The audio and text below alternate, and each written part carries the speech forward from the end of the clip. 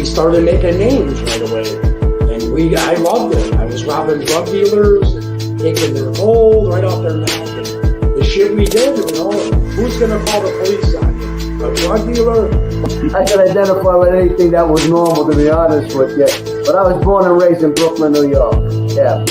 99% of the time, you're going to disappear. Just like the Donnie Brasco situation with Lefty? Yeah, because the reason why, they figure it this way. You brought this guy around, he ratted on everybody, now he ratted on you.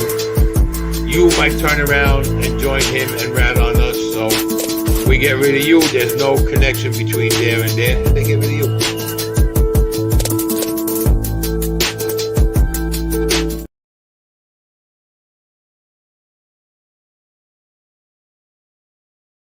Welcome to another episode of Chatting with Staxx. I'm your host, Bill Staxx, and today I got a lot of people stopping by, and we're just gonna shoot the shit today. Shout out to everyone who takes the time to watch my show. I appreciate you. Cindy, how are you? Buffalo Billy, what's up? Maureen, how are you? Cadillac Jack, Ronnie. What's going on, everybody? Shout out to everybody out there. I got a lot of stuff to go over with you guys. There's a lot of stuff going on out there. And let me see my notes.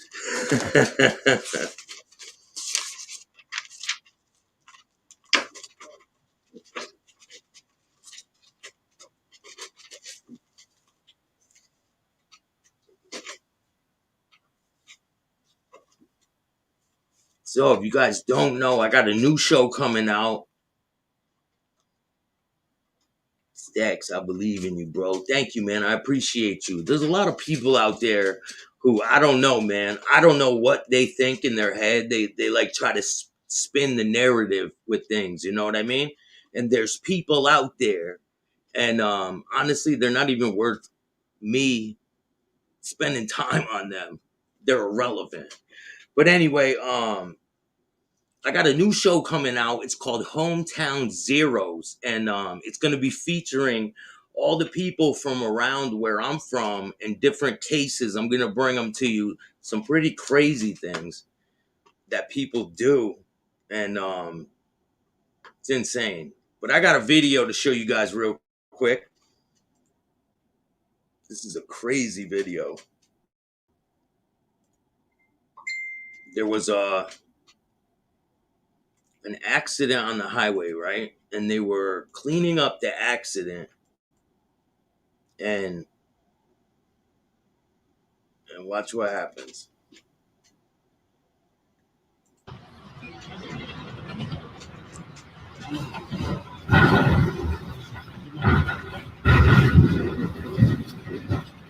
Oh, shit. See that shit? Let me rewind that so you can see it again.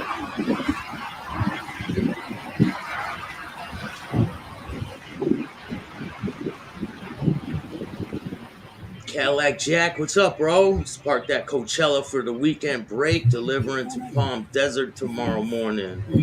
It's insane, right? I'm gonna rewind that and you guys see it again.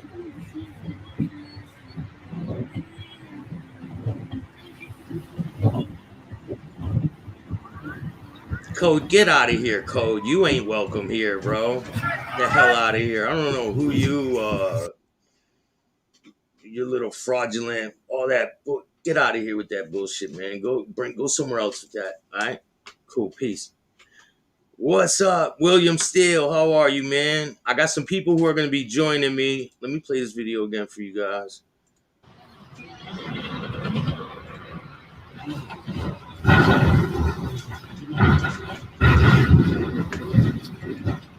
Oh, shit. I just fucking cut that. It's insane. Joe Della, what's up, bro? Code's in the wrong hood over here.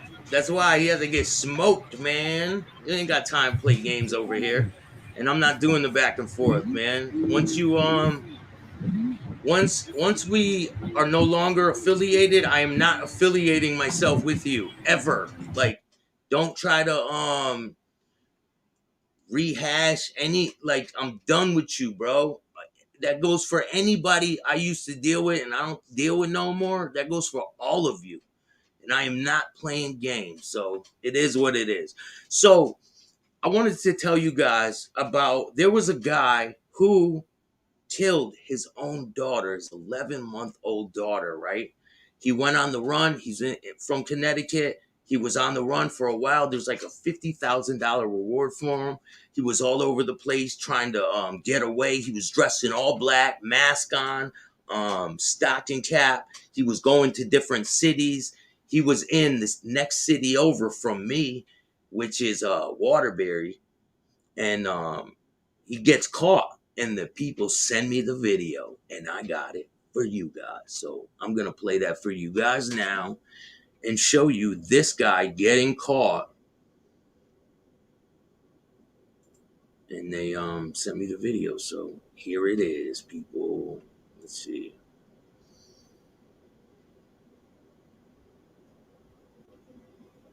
And this is one of those people who just a really bad person.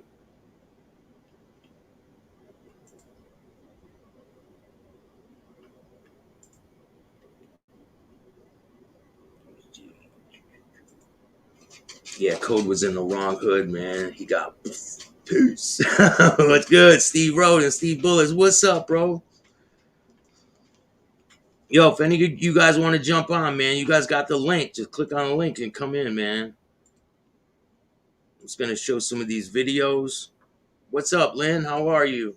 Shout out to you, Lynn. I hope you're doing good. Claudio, how are you, man? Donald, what's up?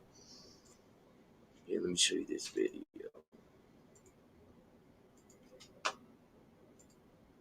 And this guy, he got caught right in the next town over. It's crazy.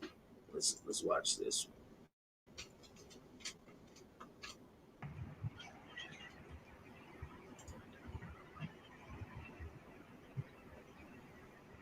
Piled on him. That's the guy that killed that baby. I don't know.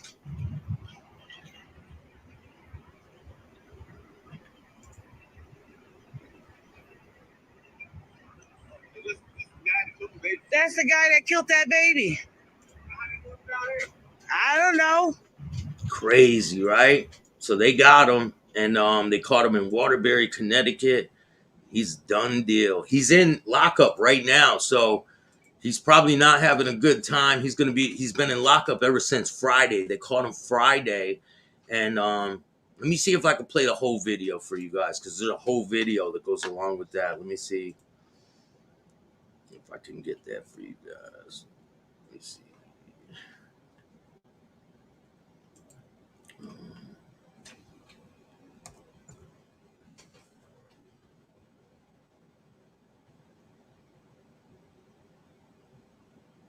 Pretty crazy, man. People are insane. But I'm gonna show you this video. Let me see if I can find it.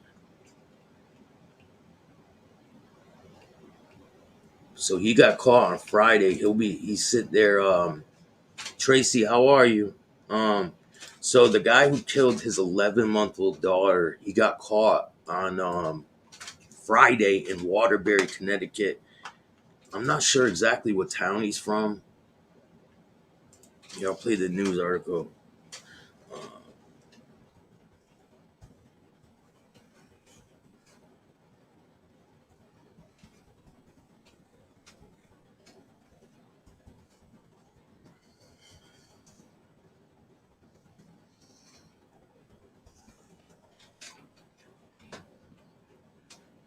I got the body camera footage. So he was from Naugatuck.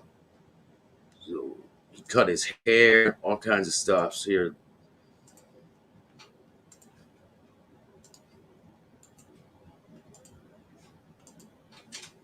Here's the police body cam footage of him getting arrested and him getting caught. So make sure you guys hit that like button.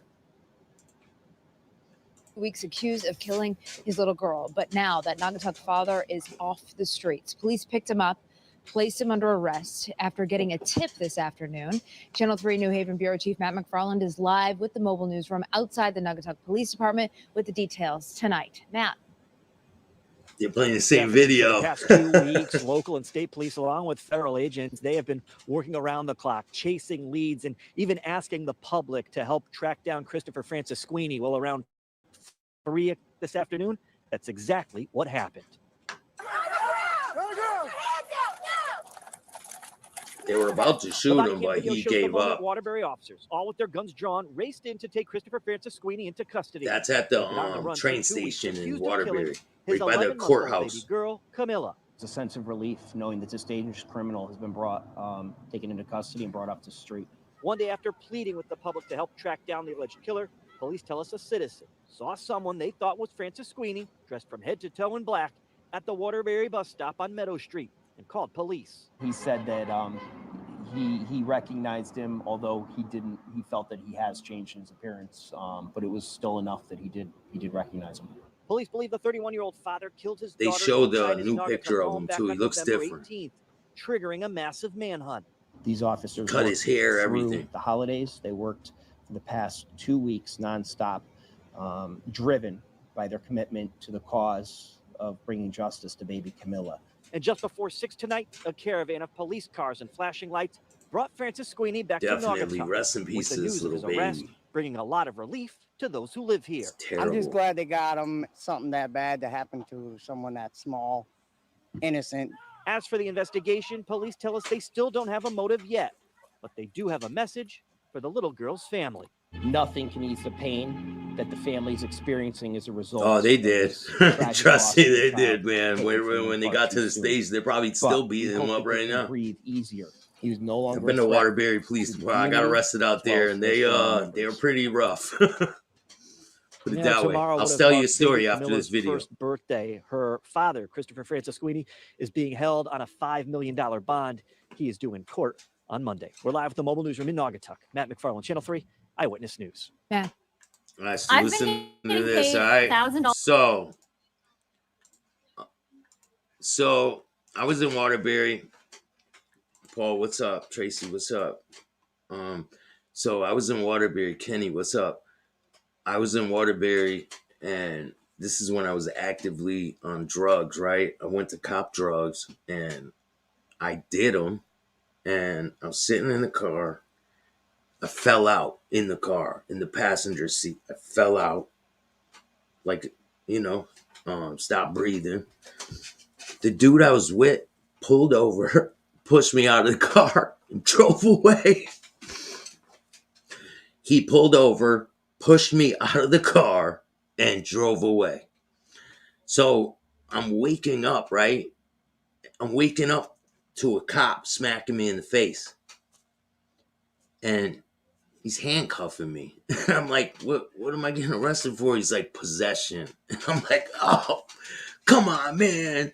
Like, I had no clue what was going on. I just overdosed, woke up, and they bring me to the hospital. They're sitting around watching me this whole time, right? It was a few hours they had me in the hospital.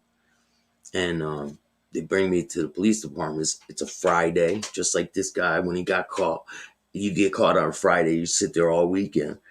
And they didn't let me make a phone call. They put me in a cell, and they didn't feed me the whole weekend, nothing. Go to court Monday morning, and they let me go. I had to go to some classes and all this other shit, But thank God that all that stuff is behind me. And shout out to everyone out there who is really working the program, whatever program that is that you work. Sierra, how are you? Maddie, what's up, bro? So I got some other videos to share with you guys. This will probably be, I don't know, look, a bunch of people are going to pop in, and I invited a bunch of people on here. So if anyone wants to jump on, I'm going to drop the link in the chat. Feel free.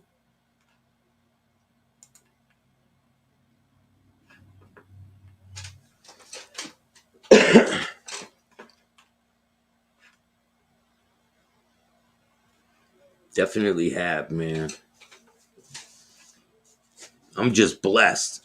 And that's one of the reasons why I'm doing this show is to explain to people what I'm thankful for. And the stuff that I'm thankful for, I'm thankful that I was able to get sober, that I'm able to help other people now, that I'm moving in a positive direction, that I'm away from the bullshit. And I'm just going to keep doing my thing. And I appreciate all of you guys that come here and watch my show. I put a lot of work, and I don't care if it brings me a whole bunch of money or if you guys don't donate. It's not going to stop me from doing content. I love to do this, and I'm going to stay here and keep doing this because this is what I love to do. And I know there's a lot of people out there that like the stuff I do. How are you, Cindy? Robert, what's up with you, man? Like I said, if anyone wants to jump up here, just hit the link. You guys know how to do it. Just hit the link. You guys don't have to chill the whole time. You just jump on, shoot the shit a little bit. You have my support. Thank you so much, Cindy. I appreciate you. You are a great content creator. Thank you. I try to do the best content I can for you guys. Because I know the stuff that I want to see, but some of the stuff that I want to see, they don't even have. So I'm trying to make stuff that I want to see for you guys. So if you guys ever have any suggestions or anything, put some suggestions in the comments, and I could do research about pretty much anything. If I feel it's like worthy enough to do research on and it piques my interest. But there's a lot of stories that I've been working on, and I'm going to be dropping some really good content coming up. Emerald Cars, what's up, bro?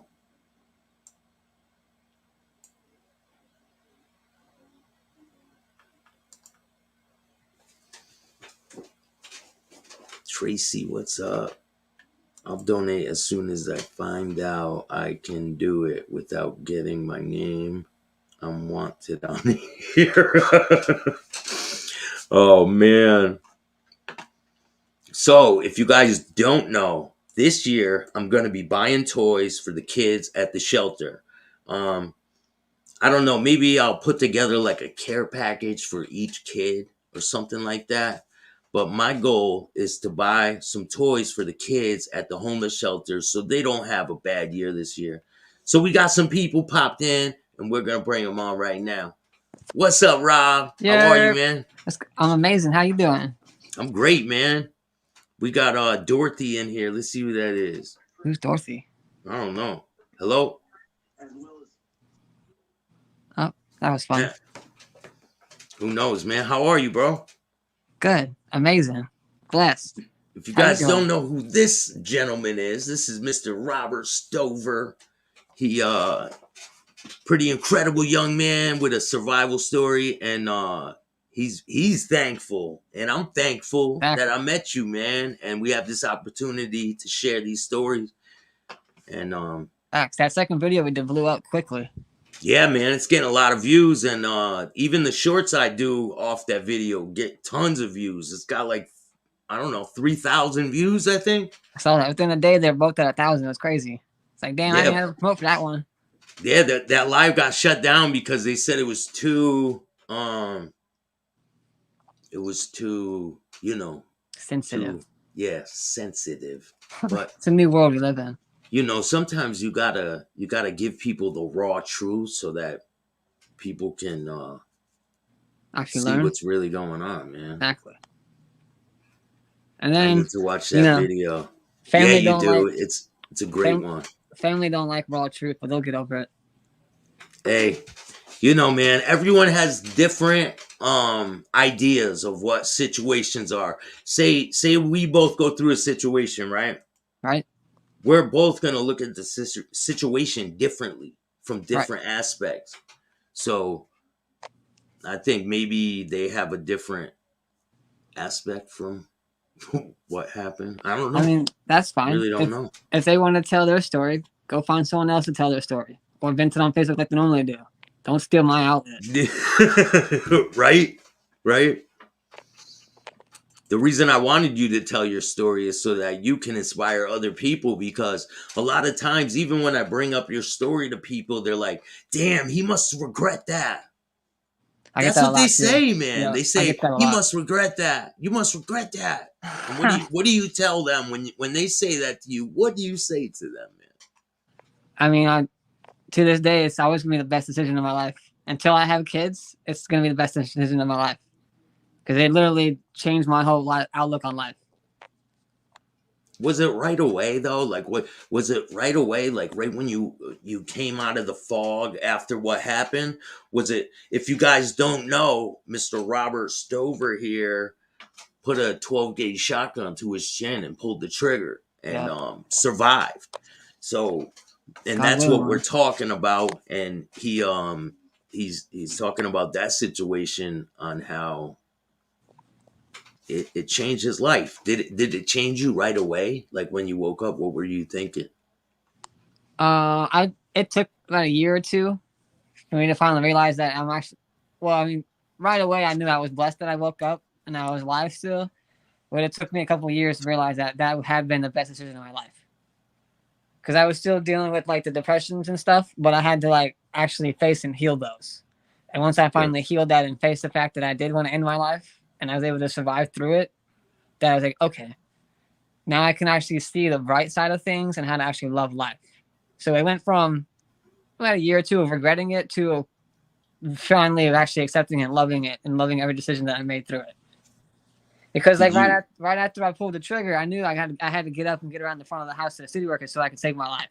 So I knew there I didn't want to die, but it didn't really hit me until I woke up in the hospital that I actually got to live. So you tried to go to them after. Oh yeah. Yeah. As soon as I did it, I knew in my head, okay, I had to get up and get around the front of the house. That's when I took the 2 steps and fell over and blacked out. Yeah, so you were sitting down at the time, right? You did it. You stood up. You took 2 steps, and then you fell. Yeah. Like, I struggled, like, getting to my feet. But once I got to my feet, I took 2 steps. And the second step, I toppled over. Fell on my face. Luckily, I only had half a face, so it didn't really hurt the face. Oh, we got William Steele in the building. William Steele. What's up, Staxx? Robert Stover. Yeah. Robert. William. Do you go by Bill, too, William? Or you just go by William? Bill, William, whatever you want. Rob, I heard your story, man. I heard about it here and there, especially on Staxx's show, man. God bless that you survived. God bless Staxx giving me the chance to talk about it. I sent you an invitation and the link. I have a show as well. You're more than welcome to come on. Oh, say less. You give me a time and date and I'll be there. Well, I love talking to Bills. Y'all are just special people. Go to William Steele. go to William Steele. I star on a TV show called Inmate to Roommate on A&E. All right. You go to William Steele on Facebook. I guess Staxx can show you how to reach me. I don't even know how to do it half the time. Yeah, I'll show you. Lynn says, amazing. That's true blessing to be alive. Amen. Exactly. Without God, I wouldn't be here. Honestly. If you don't believe in God, what state are you in, Rob? I did it in Virginia. I currently live in Texas. Texas? People down here are different. It's just different. Yeah. I did almost 10 it's hot, right? Well, right now it's cold and rainy, so not living up to the hotness. See any rattlesnakes since you've been down there yet, man? No. I don't go out to the desert. That's not who I am. I'm not one of those Texas people. Isn't it all desert? For the most part. San Antonio is pretty city-ish. Once you like get out of like the city part, then it's like straight desert. What's up, Nick? How are you, bro? What's going on with you, William, man? How have you been? Filming, man. I'm going to have a TV show once a week on my own studio, and I also was given a studio for a radio show, and I'm trying to move my YouTube channel and my podcast to 5 days a week with 4 hours on Friday call-in. Congratulations, man. It looks like things are really moving along for you. I see you with a bunch of people. This dude from, what's Mayans MC? And, I see you moving along, bro. Mac Chop Kenny. Listen, one of my fans from the TV show, for anybody who doesn't know, I did 18 years in prison for nonviolent crime. I got out last year, and A&E offered me a TV show to show what it's like to live with people that are essentially strangers when you get out of prison and how that would work out. Well, I'm from New York City, and they put me with a really weird Seventh-day Adventist couple, man, that we weren't seeing eye to eye, and the lady had a crush on me, and it shot up in the first season to become the #2 reality show in the country just a few months ago. So I went from being really a nobody in prison writing books to somebody who, like, I have millions of fans. Now, one of my fans is on TikTok, and he says, look, you got to start learning how to work TikTok, right? And then 2 days later, he says, holy crap, do you realize your show has 10.5 million views? This was like last week, right? A week and a half ago. Well, as of yesterday, it's up to 10.9 million views. And like, what the hell, man? My show's like going crazy. Was that lady cute? I have a clip. Listen, I got a clip of your show, man. Just tell A&E, man. Fair use, man. Fair use. Make sure you tell A&E, man. They'll get on my case before if I use it on my station, though. Well, it's all good. I'm gonna play a clip. Fair use, A&E. Fair use. Yeah. We are giving you free publicity. You should be thanking us. Yeah, man. They should be thanking. I should be getting paid for this, man. What the hell? All the publicity. Back and forth. Yes, and, I was right here for 5 years. Yeah, we're gonna have to stop the video and talk a little bit. That's how you got to do it. Mary Bass, how are you, Mary? Did she ever give you a Dear John letter? No, she was having trouble in her marriage, but I got, I'm with a girl, man. My girl looks like Kim Kardashian, so hey, we'll take that. I wasn't feeling this one. Yeah, he wasn't in it for a relationship. It was kind of like a pen pal thing, and then it transpired into them letting him stay there. I told her I want to go to Disney World, and she lit up like a Christmas tree when I called the day before my release. And her husband ran across the kitchen and said, "That ain't gonna happen, Bill. I want to go to Miami." Yeah, tries to be like straight and narrow, and oh yeah, they think they're perfect Christians, and like my version of Christianity is no good. My New York humor and sarcasm was always sinful in that house.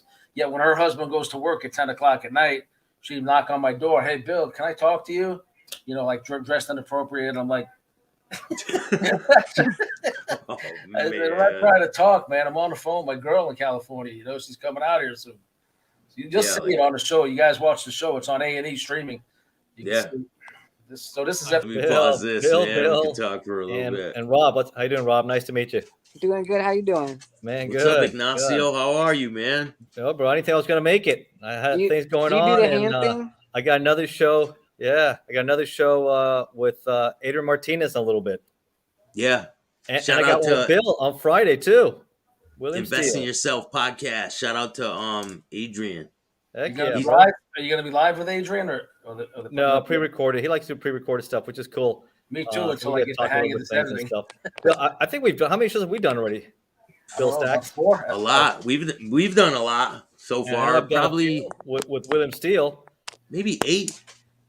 We done a lot. It's cool. Good content. It's not the same stuff every time, isn't it? With me, you have 56 books. You get a little bit of every show is different. Holy shit. I know, it's crazy. Different. How many books? Some guys hear the same thing over and over again, but with me, you get a little show and I come prepared and we can talk about whatever you want to talk about. How many books have you written in a year? I did. It was over 50, but I called it writing and publishing 50 books in 1 year. I never thought I would do that, especially when I was ATF headquarters. Never thought I'll be doing all this stuff with the podcast shows and going out here and writing and everything else. And I thought I'd be doing something else, but I took a passion to it, a lot of writing. And, if you don't know much about us, obviously you can look at my books on Amazon, Bill's books on Amazon. I know Bill, you're writing a book too, right? What I'm hearing? Yeah. I'm in the works right now. Wow. That's awesome, dude. It's a great experience. Right, William? When you finish that book, how does that feel? I've got 2 of them out. This one I wrote in prison, and it was profiled on the show, Inmate to Roommate. My book sales went through the roof when A&E put it up. Nice. And then this one, since I've been out, about Ghislaine Maxwell. I'm looking for the link for your book. Damn, I can't find it, man. Yeah, find mine too with Amazon. Ignacio, that's one they write. Ever since I've done your guys' shows and doing those short videos where I'm also like narrating a portion, I think both you guys might be doing a little short video, hopefully in the future with the audio I send you guys. Adrian Martinez did a great job, and so did Thomas Berryman. Bill, you know him. William, you know him from Australia. I was on his show recently too. Yeah, he did. Shout out to these guys, man. They did a great job, and the views are enormous, and it really helped book sales. But it's fun. It's fun stuff to do. I'm narrating a portion, and they're matching what I'm reading to what's on the video, and I think it's real cool. And you did a pretty cool one with the biker brawl, William. Well, that was call you William, and I'll call you Bill. So I'm not. You can call me William and call him Bill. That was actually Stax's suggestion. He said, "You want to build your views well in between interviews, throw this biker brawl up, man." And all of a sudden, it's got like 500 views already. Yeah, they get quite a bit of views, almost man. 800. That's already at 800. I have a biker who's and you guys may know anything about the pagans. I don't know much about him. I don't take sides. I don't get involved in all that. But this guy's supposed to be in prison innocent. He's got the proof. And so he wants me to see, he's had his people contact me to see if I'll do a story, because we cover cases of actual innocence. So if I read through what I read through and I believe the guy's innocent, I might be doing a story about this guy. So. I'm putting the link for Ignacio's books right now. I'm putting it in the link of the description. I'll put a link in the description of this video. If you guys want to check his book out. Can I ask y'all a question? Since y'all wrote books. Yes. What was the hardest part about writing y'all's first book? Because my thing is, I'm trying to I'm in the verse of writing a book now, but I don't want to like put a middle piece in the beginning or an end piece in the beginning, and like I'm trying to like figure out how to chronologically order it. Yeah, I just started. For me, it was my autobiography took me the longest, and to be honest with you, it's going to be trial and error. You're going to make some mistakes, you're going to make some changes, but just get a good outline. And I started with a very good, thorough outline. You're going to change things. You start writing, and you're going to feel like, no, I'm going to take this out. I'm going to put this back in, and you're going to be editing and changing. But just start writing. Start getting it out there and get that body of work out there. Even if you rearrange it later, right? Yeah, but just start writing. Get it out there. I personally, I don't physically write. I type, and I love typing. So I'm not a physical writer. So I like typing. I'm a quick typist, and I think a lot. Since I was in ATF, I wrote hundreds of reports. So that's just the way it is for me. I think with 26 years of law enforcement, I just wrote a lot, typing it. It was just easier that way. So I adapted that same technique, and it's worked not bad. 56 books. Yeah, because I have a lot, man. I have a bunch of writing pieces on like an app called Wattpad, where you can write stuff and put it out there. Mm-hmm. But now I just gotta like throw them all together and put it into a book. So I like the outline idea. That's great. What do you want to write about? My life, like. My thing is, I want to write 3 books. The before of everything that led up to me shooting myself, the after of like how I recovered and how I've grown forward, and then like near my deathbed, I want to write like a little memoir of like what I learned throughout life, and so I can leave it to my kids and like future generations to learn from my mistakes, my successes, and from all that stuff. So it helps more than just my family, like everybody in general. Yeah, that's a motivational, inspirational story. What you learned, surviving attempted suicide. That's a powerful story for sure.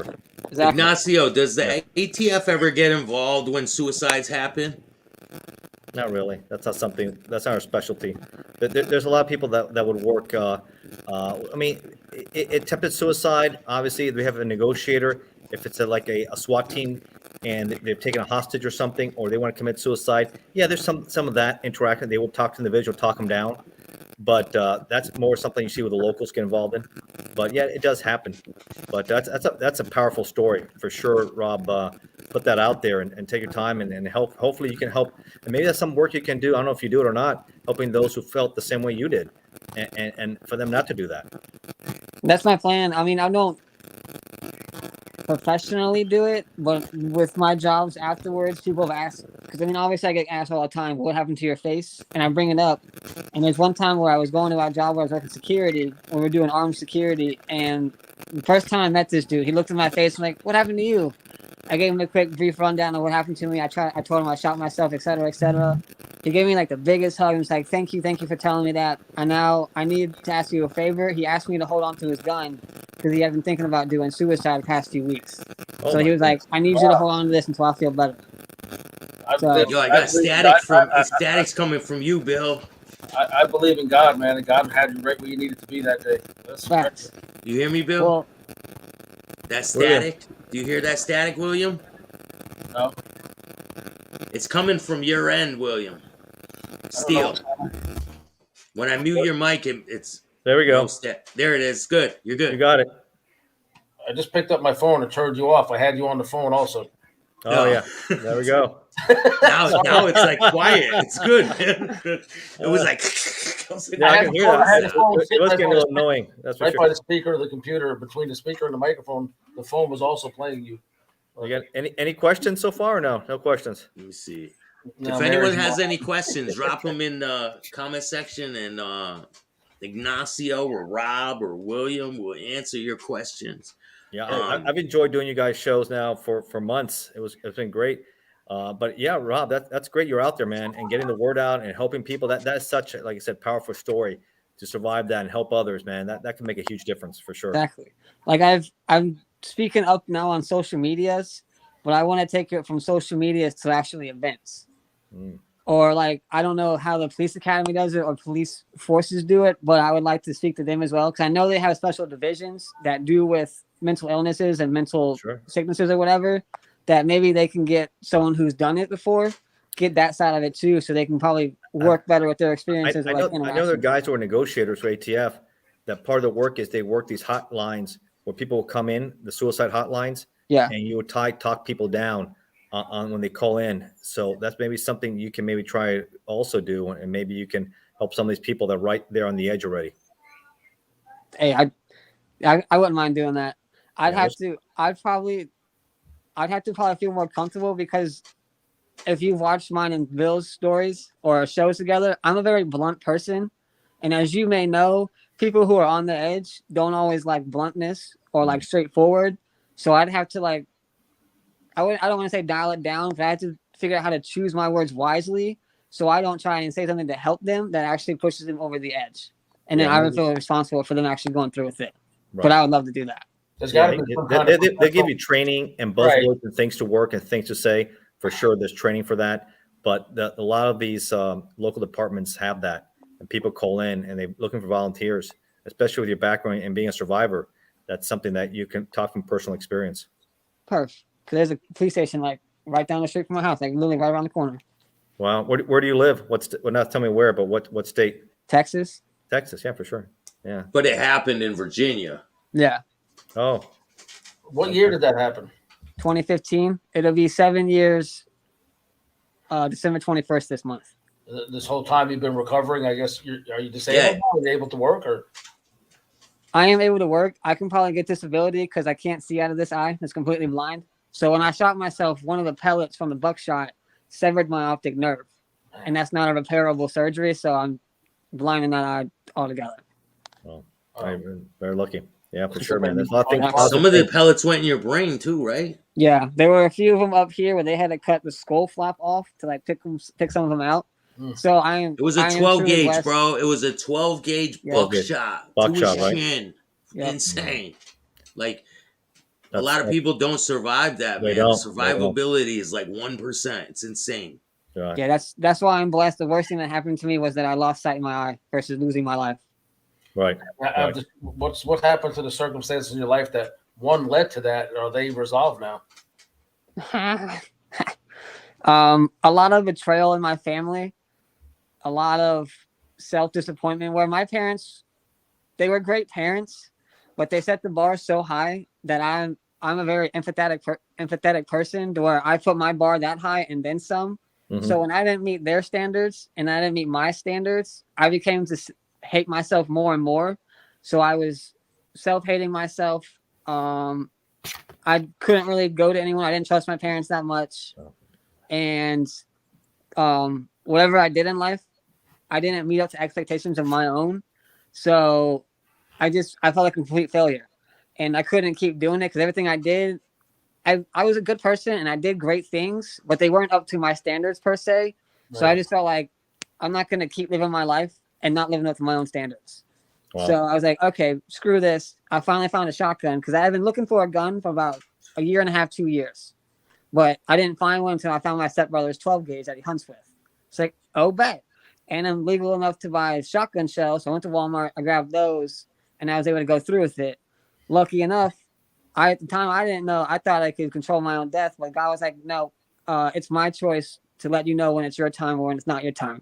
So when I pulled that trigger, he let me know it's not your time. You got something else to do here. That's right. Explain to them what happened, like leading what happened, the process of what you did that day. That day?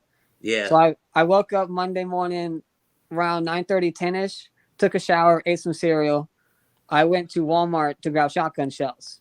The lady who was in the gun section, I'm pretty sure we went to high school together. I'm about 97% sure we went to high school together, but she didn't think anything of it. So she was like, all right, you're old enough. Check my ID. Here are the shotgun shells. So I went home. I sent 6 goodbye messages to some of my closest friends, not really saying goodbye, but more of like inspiration. Hey, I believe in you so much. I love you so much. Keep going, keep going. You can do anything you want in life.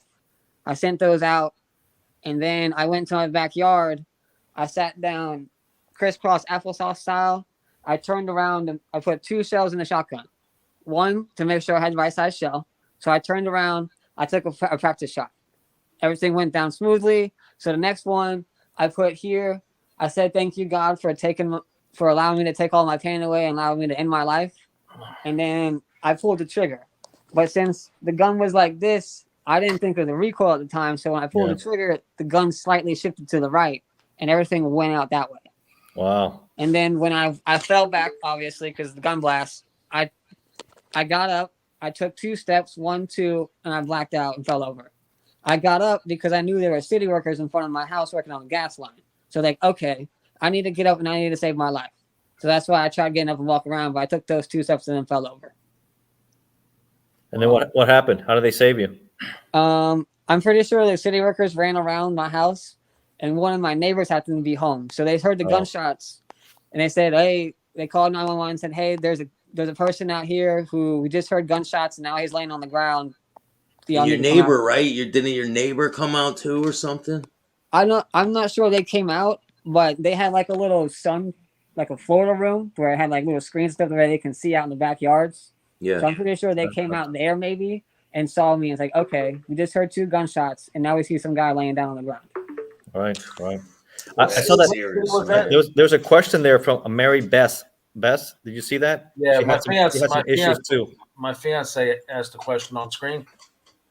So Robert, I'm going to have more active with public speaking with William Steele. I'm not confident because I had a stroke and it's difficult. Any advice to build my confidence up? So my answer to that would also be my answer to William's second question was, are my issues resolved? So with that, my biggest thing is I had to understand and learn that I'm the only one who is stuck in my head at the end of the day. So no matter what you 3 say, no matter what anyone else on this video says, their opinions doesn't matter to me. I'll be back in a minute, all right? Or doesn't matter to Mary, because what they're doing or what they're saying is a direct reflection of themselves. So I had to learn myself that I don't care what anyone else says. I have to learn to care what I say, and I have to learn to love myself. Yeah. So I was so hateful towards myself and so like disrespectful per se to myself, which led up to me trying to kill myself. But since I survived, I was like, okay, obviously this self-hate and self-disappointment isn't getting me anywhere but damn near close to being death. So for Mary's situation, how she had a stroke, she has a story and experiences that not many people have, or if they do, they don't talk about. Because for me, I don't see anywhere on social media or on YouTube of people talking about strokes and how they come after it and how they survive and go about everyday life. Yeah. So I think the more she talks about it, what I've learned is anytime I say something or I'm trying to give someone else advice, it's the advice that I needed to hear back in the day that I needed, or it's the advice I need to hear now of whatever I'm going through to heal and grow through what I'm going through. Because I know you guys can give me all the advice you can, but if I don't hear it or I don't like actually let it seep in and digest it myself, it's not going to be helpful. So I have to take what you guys say as advice, and then I have to say it in my own words to my own self so I can actually get the click in my own head. So for Mary's situation, I would probably practice first talking in a mirror. Talk to yourself first and get comfortable with speaking about it, because maybe you're just not comfortable speaking about it per se. So talk to yourself in a mirror first, or talk to William since he's the hubby, and you can grow through there and then slowly start talking on your social media platforms and go from there. Also, when you have a stroke, she has a condition that's called aphasia, which affects like recollection of words and events and speech sometimes, especially when she's under pressure. Right. You know, so we're trying to work with that and, you know, help her get her confidence back up to, because she really wants to be more supportive and be on camera more with me. She doesn't really do social. She does what she does for me to support me. But you know, I definitely want her more involved. It would be wonderful. Is she a good writer? Maybe she can write down what she wants to say. She's written like 4 books too. So maybe That's great. maybe she can write down what she wants to say, and when she starts feeling pressured or forgetting some words, just look at her notes and go off of that. Yeah. Yo, Cindy says, just look at, if you get nervous, remember you can look at a person's forehead and for the audience, like a pause, regain your composure and continue. Public speaking, yeah. So a lot of issues. And how long you been doing social media now, talking about this, Rob? About 2 years, but I've gotten more active with it in the last year or so. So I mean, I've spoken about it before, but it wasn't as often as it is now. No, I've never arrested a family member or a friend. That's like somebody who you distant relation, like you know of them people. And you're like, damn, why do I have to be involved with this shit? Was it ever like that? No, I never had a situation like a cousin or something, or no. You see a lot more with locals, but it does happen occasionally. It does, but sometimes you want to distance yourself. You may give that to another case agent or detective to work because there might be a conflict there. So you kind of want to keep that separate. And officially, you'd have to disengage from the case. Unofficially, other people would say, "Get out of here, man! This shit's about to hit the fan." Yeah. No, for sure. Good question. So I mean, all these are good topics and stuff I didn't even think we are going to be talking about today. So that's great, Bill. Yeah, people can go out there, make a difference, and help their lives. That's awesome that Rob's doing that, and Rob, hopefully we offer some inspirational too for people who maybe want to do some writing or want to do this kind of shows, right, Bill? How did you get involved in doing this kind of stuff? Which Bill? Bill, you're William. You're William. Bill Staxx. Bill Staxx. Did I get involved?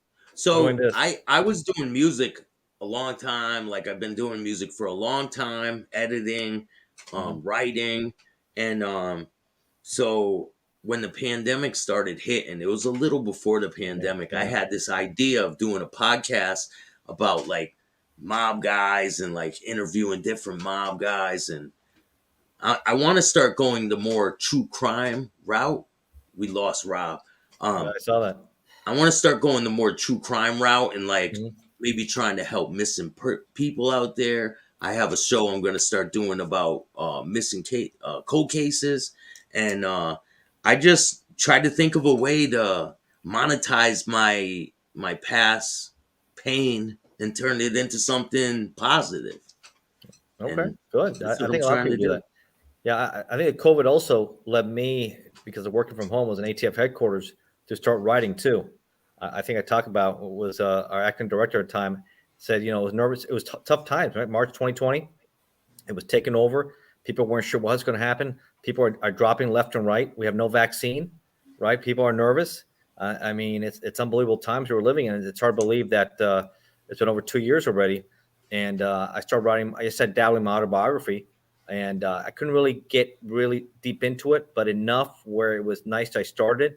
And then when I retired, then I really started hitting Howard, and I really got the bug for writing.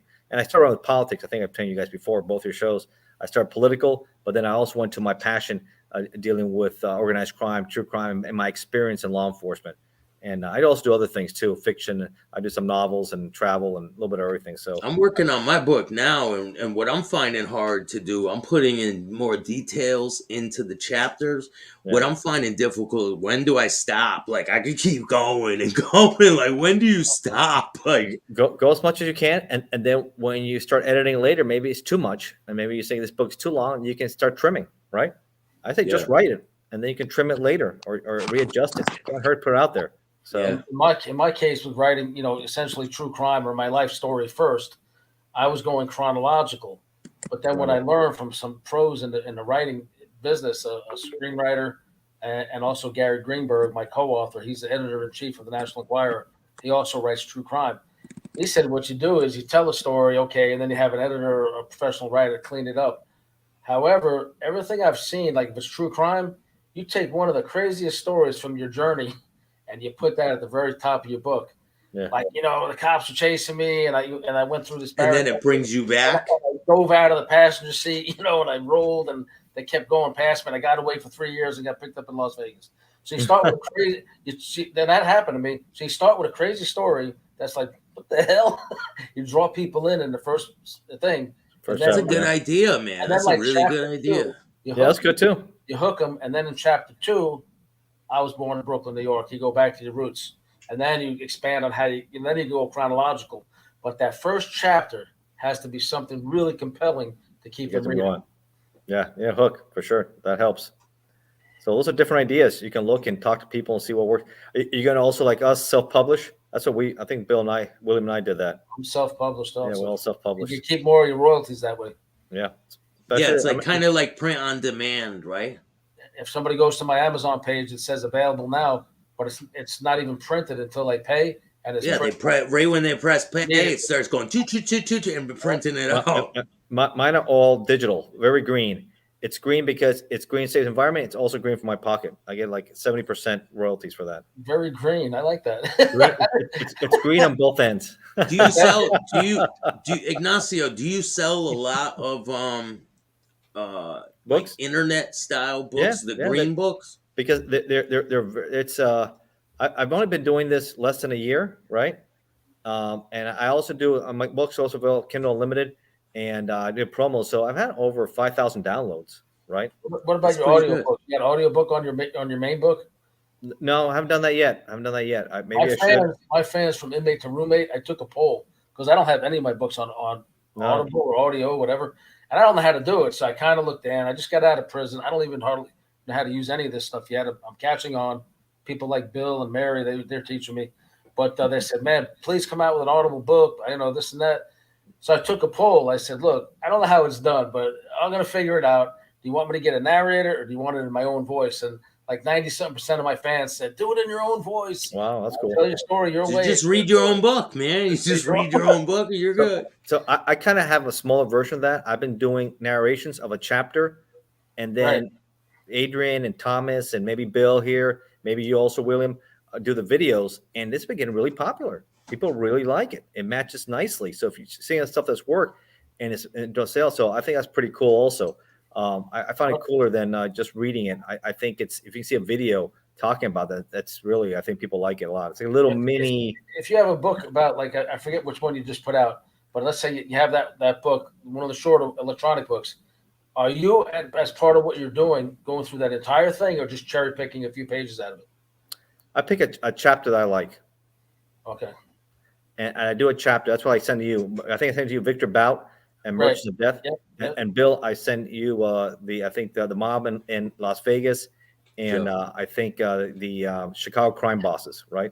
So I picked some pretty cool information there, and so that way you get a good feel for it, and then you go, I want to read that book. So I think they're like 2-minute shorts.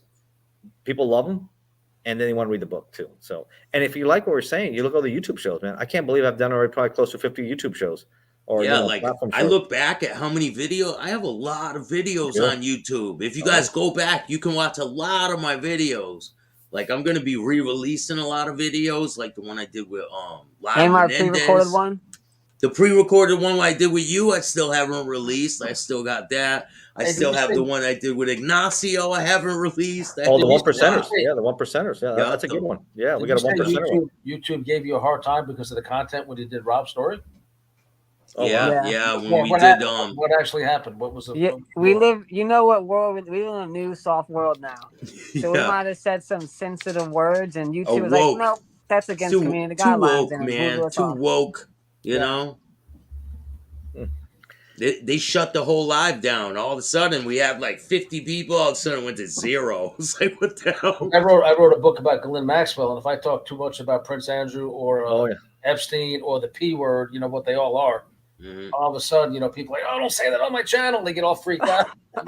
Remember when we did El Chapo? Remember the one Chapo and everything else? I started forwarding that around, and all of a sudden, Facebook started stripping that and saying, no, you can't forward this show.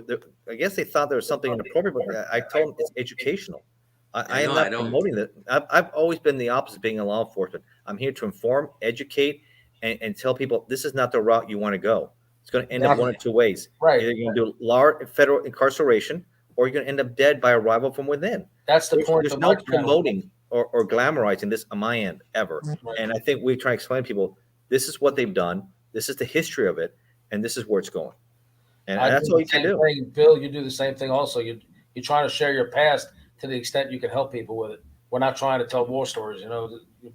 People want to hear that type of stuff, though. You got to try to bring them in with some dramatic content. Yeah, you bring them in. You say what's going on, but then at the end you tell them, and look how it turned out. Exactly. Look how it turned out. That's why on my channel, you'll see I did a series of videos called "The Misadventures of a Super Thief."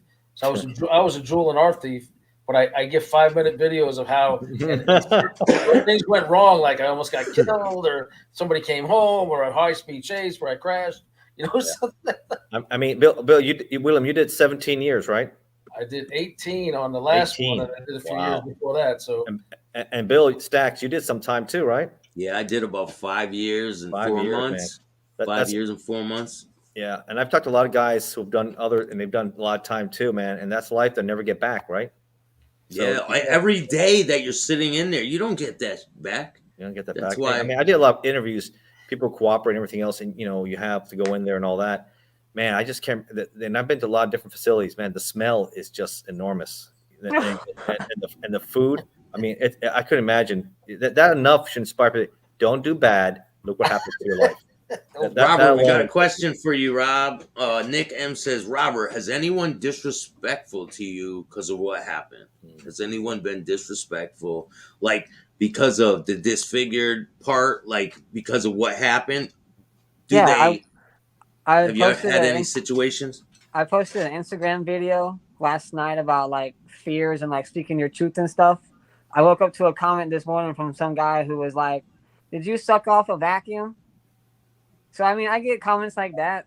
But again, there's nothing you can say or do to me that I haven't already said or done to myself. So, I mean, those comments just roll off my shoulders. Because, I mean, I've been through so much that those comments don't even hurt my feelings. No. But do you get hate a lot online?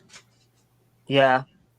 Yeah. Oh, really? People are mean. No matter what, they're going to try to bully somebody. They're a bunch of keyboard gangsters, you know. Well, there's a lot of trash people out there. There really is. Man. All of us. I mean, I haven't seen Rob much, but I think Bill Staxx, the stuff they put out about him, about you, William, on all different places. Some people like my books, some people don't like my books, but especially if they're pro, they're pro 1% or something, they're not going to like what I'm writing. Because, if they're so crazy about the hell Sonny Barger, they're not going to like any critique about it, right? They're going to be very partisan. My politics, I've had people come at me, not like my point of view. I think I mentioned a show on, I'm not going to mention who, but it was on a platform, and I had an opinion that they didn't like. And oh my gosh, man, the name calling. We're a civil society. We can agree to disagree, but there's no place for name calling, right? And you hide behind your username, right? They hide behind these fictitious usernames and they say these horrific things. Listen, the network told me, the network, I have a whole social media, what they call social media moderation team. I have publicity team. I have contact with executives at A&E, and they all notified me in the beginning and in my contract and in these little informational sheets they gave me at the beginning of my show on A&E about how to deal with trolls, how not to deal with them, what to report to them or to law enforcement. And they asked me, they said, look, you're now working for us, and this images everything. Never respond to your trolls. If they get threatening, harassing, report them to us, report them to the social media platform. Well, I'm an old Brooklyn guy with a kind of a smart ass mouth sometimes. I'm not reporting nothing. People are like, you called the cops. So I ain't calling the cops on nobody. I got one guy offline in Messenger and told him off. I said, you're nothing but a freaking coward hiding behind a keyboard. Just because I've been in prison 18 years and I'm not used to this shit doesn't give you the right to say what the hell you want, Listen, there's even some people who show their face. There's even some people who show their face, but they know that you're never gonna run into them in life, so they run their mouth and they talk their shit. If I was the old Bill, I'd make sure I run into life. I don't care where they were. Some of the shit they've said. and that's just you. Also, they go after Mary too, right? Yeah, it's not just you. These guys get personal. And it's nasty. You see all the stuff out there. That's why I just don't ignore them. And you can block them. So I tend to block them. I tend to put them away somewhere so you don't have to deal with that stuff. So Yeah, I don't even give it any I won't entertain bullshit at all. I just shut it down and keep it moving, man. that's it. You know, That's all you It can all it's do. not worth it. is That's actually what- what I've always said, and just reiterating it. If you don't have haters, you're not doing nothing with your life. We all have stories and experiences that people need to hear and learn from. So we're gonna express it and help the world be a better place. And I We're think just gonna have people- haters along the way. all of us have a good heart to try to help people through our experiences. Right. And people that are just so miserable, they want to tear you down for your efforts. Yeah, if people are hating on me, they hate theirself, man. They Yeah, must yeah. hate theirself. They hate their lives. They're jealous. We at work we used to call it professional jealousy, right? People who saw guys making the bigger cases or whatever happened, and they're always trying to undermine and backstab you and cut your legs beneath you and do the bad things to you. You're always gonna get people like that. They can't succeed. They don't have the story. They don't have the motivation to do it, but they don't want to see other people succeed in life either. And in your line of work, especially in the undercover, you got to have the people skills to wheel and deal and get in these circles and play and pull it off. You know, try to trick supposedly smart criminals like me and Bill Staxx. That you're, Yeah. I mean, you're one of us. like some of my stories. Listen, I've been arrested a lot, bro. I wasn't a smart criminal. I was a dumb criminal. That's why I say supposedly smart like me and you. You know, he's got to infiltrate and then try to trick us to believe that he's down with this program. You know. Yeah. Hey, listen to this. I want to tell you something, Ignacio, because a lot of people, sometimes I get shit for even having law enforcement on my show. Really? I get shit. They say, oh, you're a rat, rah, rah, rah, rah, talking all shit. I'm not involved in the streets no more. I don't deal with the street shit or none of that. When you were in law enforcement, that was your job to catch criminals. Sure. When I was a criminal, my job was to get away from law enforcement. So how can you get upset with someone who was doing their job? So yeah, I'm doing my job. It's just crazy. If somebody breaks into your house, Bill, and you're not home and they're attacking your female relative, you certainly want the cops to show up and help. But the same people who put down the cops all the time don't think of it like that. You know, you actually need police, especially good police, you know. Yeah. People criticize and everything else, but goodness, when something happens, how quickly they call 911, right? Right. Exactly. I noticed one thing is weird since I got out of prison because there was no real social media and everything. I come across these videos of people shooting at the cops, say sensitive video. I didn't know this existed until a few weeks ago. I'm like, holy crap, that police officer just got shot. Or people trying to bait the police up. They call it auditing the police, and they're filming them, and they're trying to get them to, step outside of the regulations or something. And I'm like, that happens a what lot. the hell is wrong with people, man? Yeah, I see a lot of those videos. They try to insult the police. They definitely try and bait them. There's no. They're trying to bait them. You see that in prison a lot. They try to bait them up so they can get a lawsuit out of it.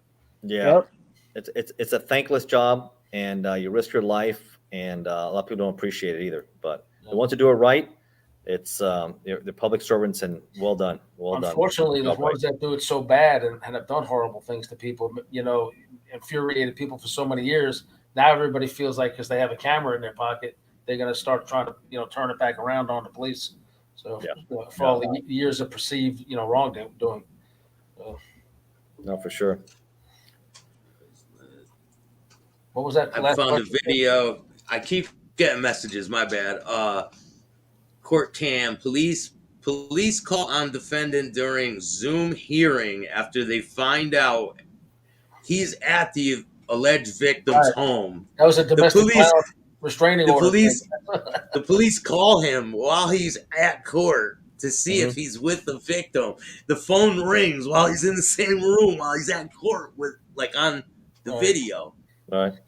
Oh, I'm going to play the videos so we can have some fun here, man. Okay. I think the prosecutor has said to the judge, I think he's at the house of the victim. It's crazy. Let's check this out. Yeah, he was at the house. He was, they were at the house, right? Together? Skip that. Is that one of your advertisers? No, man. They got to pay you for that. Check this out. This is funny. People versus Kobe James Harris. Is that you, sir? Yes, Your Honor. 21-year-old Kobe Harris was charged with assault with intent to cause great bodily harm for allegedly assaulting his girlfriend and threatening to hit her with a metal pipe. an argument at her apartment. That is a felony punishable by up to 10 years imprisonment and a fine of up to $5,000.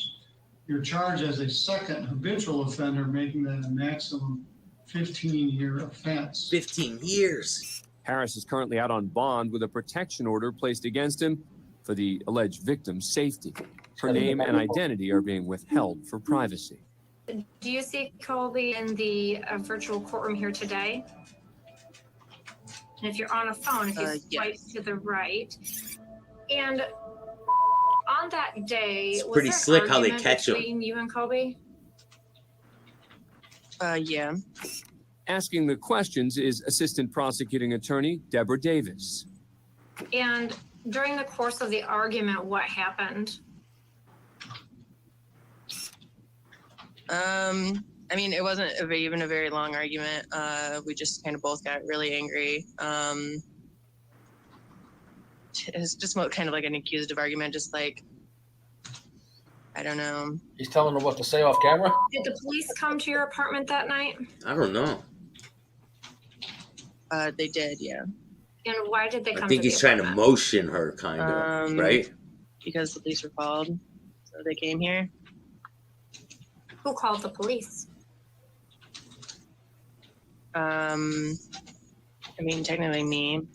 But following the alleged victim's series of evasive responses, the prosecutor senses something is wrong based on what she's seeing. Woman's Your Honor, I intuition. really believe that the defendant is in the same apartment He's as caught. the complainant They're caught. witness right now, Caught. and I'm extremely scared for her safety. Look at him. The fact that she's looking off to the side and he's moving around, I want some confirmation that she is safe before we continue. Oh man, it's going down. Where are you right now? What's the address? Okay. As Judge Jeffrey Middleton Cop's investigates already on what the could be phone, a man. potentially dangerous situation, an officer can be seen making an impromptu phone call. Mr. Harris, where are you? 3 East Lafayette, Your Honor. All right, I want you to walk out to the front of the house. Wait for the Show me cop. the house number on the house. He's caught. My bad for pausing it and talking, but you can't just let the video play or they'll hit you. Shouldn't You know he be what I'm saying something like, hold on, Your Honor, my internet's acting up and all that? Yeah, I would just hang up and run out of the house, take off. That's what me, but that's what I would have did. How about not be there at the same house? Yeah, how about not be there? But a lot of people You'll do tell get. us. You'll tell us ways to do it right, Ignacio. We'll tell you ways to get away with it. Listen, Ignacio, a lot of people get in arguments, they get arrested for domestics and they end up getting out of jail together. They go right back to the same house together. A lot of people, a lot. But there's a restraining order against him. That's a big no-no. Right. Yeah, but there's nobody to hold you away from them people. So when they put restraining orders, those are pieces of paper. Those don't mean shit. I hate to say it, man. Isn't that the most dangerous call? A cop goes on. Yeah, they are. Domestics violence. are a big problem. Domestics are a big problem. Domestic calls. Let's see what happens I here. don't think this phone has the charge for that, so I'm at like 2% right now. While Harris refuses the judge's request, it becomes clear who the officer was phoning just moments earlier. The police are at Miss apartment right now, knocking on the door. All right. Could you go answer the door? I don't hear it knocking, Your Honor. Yeah, give me 1 second. You take your phone with you so that I know you're okay. The alleged victim walks to the door. This probably and sneaks happens it a off lot more than you before her think, phone man. abruptly shuts off. Then, with all eyes on Harris, he appears nervous. Before standing up and shutting his phone off. Yep. He shut the phone off. Where Moments are later, they? Kobe Harris rejoins the conversation. The cop's gonna bop on. Handcuffed by police. Yes. Your Honor, me and both don't want the no contact. I asked if that be dropped. I'm sorry I lied to you. I knew the cops were outside. Yeah. Well, there you go. Don't want the no contact. Prosecutor Davis's reaction pretty much says it all. Harris was in another room at the alleged victim's residence, just as she suspected. I don't know why I like Mr. Harris, my advice is don't say anything else. Take the cigarette out of your mouth. The hearing is adjourned. Your bond is canceled. Your bond's Harris is in canceled, clear bro. violation of his bond terms, which included a protection order that prohibited him from coming within 500 feet of the alleged victim. It's the first time I ever had anybody sitting in the next room potentially intimidating a witness and assault great bodily harm. No, the first time you caught them, Your Honor. First time you caught them. I guarantee you this has happened plenty of times. You know? Off it I was goes. directed to take him into custody on a bond violation. 2 weeks later, the hearing is continued, this time with Harris signing in from county jail. Kobe Harris's original charge of assault with intent to cause great bodily harm was later dropped, but he was found guilty of domestic violence with prior offenses and sentenced to 14 months to 5 years in prison. That's quite a bit of time, though. Yeah. No thanks, man. No thank you. Hey, just do the right thing. Get sober. You won't have to deal with going to prison all the time and doing dumb shit, you know? Yep. It's like I said, I deal with a lot of repeat offenders, and they keep on making the wrong decisions and bad judgment, poor judgment. It's a vicious cycle. So hopefully people can learn from you guys and how to get out of that vicious cycle, right?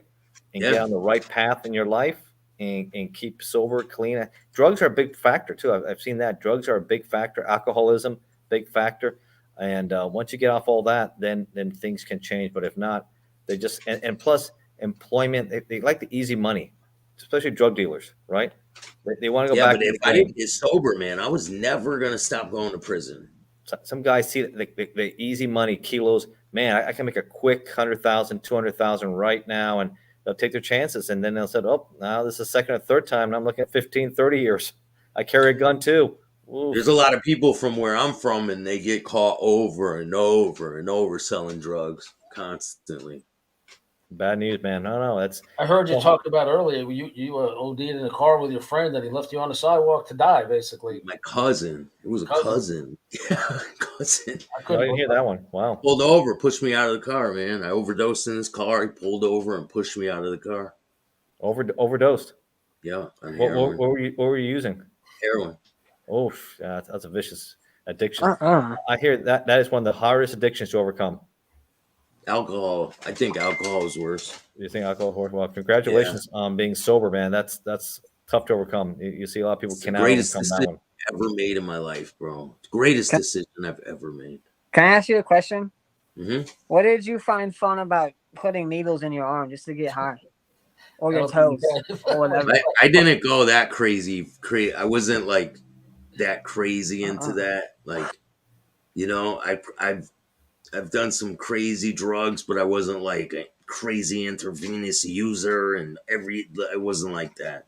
I was more like wake up, drink vodka, sniff a couple bags of dope, go about my day, go to work, try to make it through the day, and then get out of work, and I'm just constantly doing drugs the whole night and maintaining that constantly. And it just, you know. You ever try acid? Yeah. Did you like that? I fucking loved it. Man, I don't like any drugs, man. I like drugs so much that because if I can use drugs and not have consequences, I'd still be doing drugs, bro.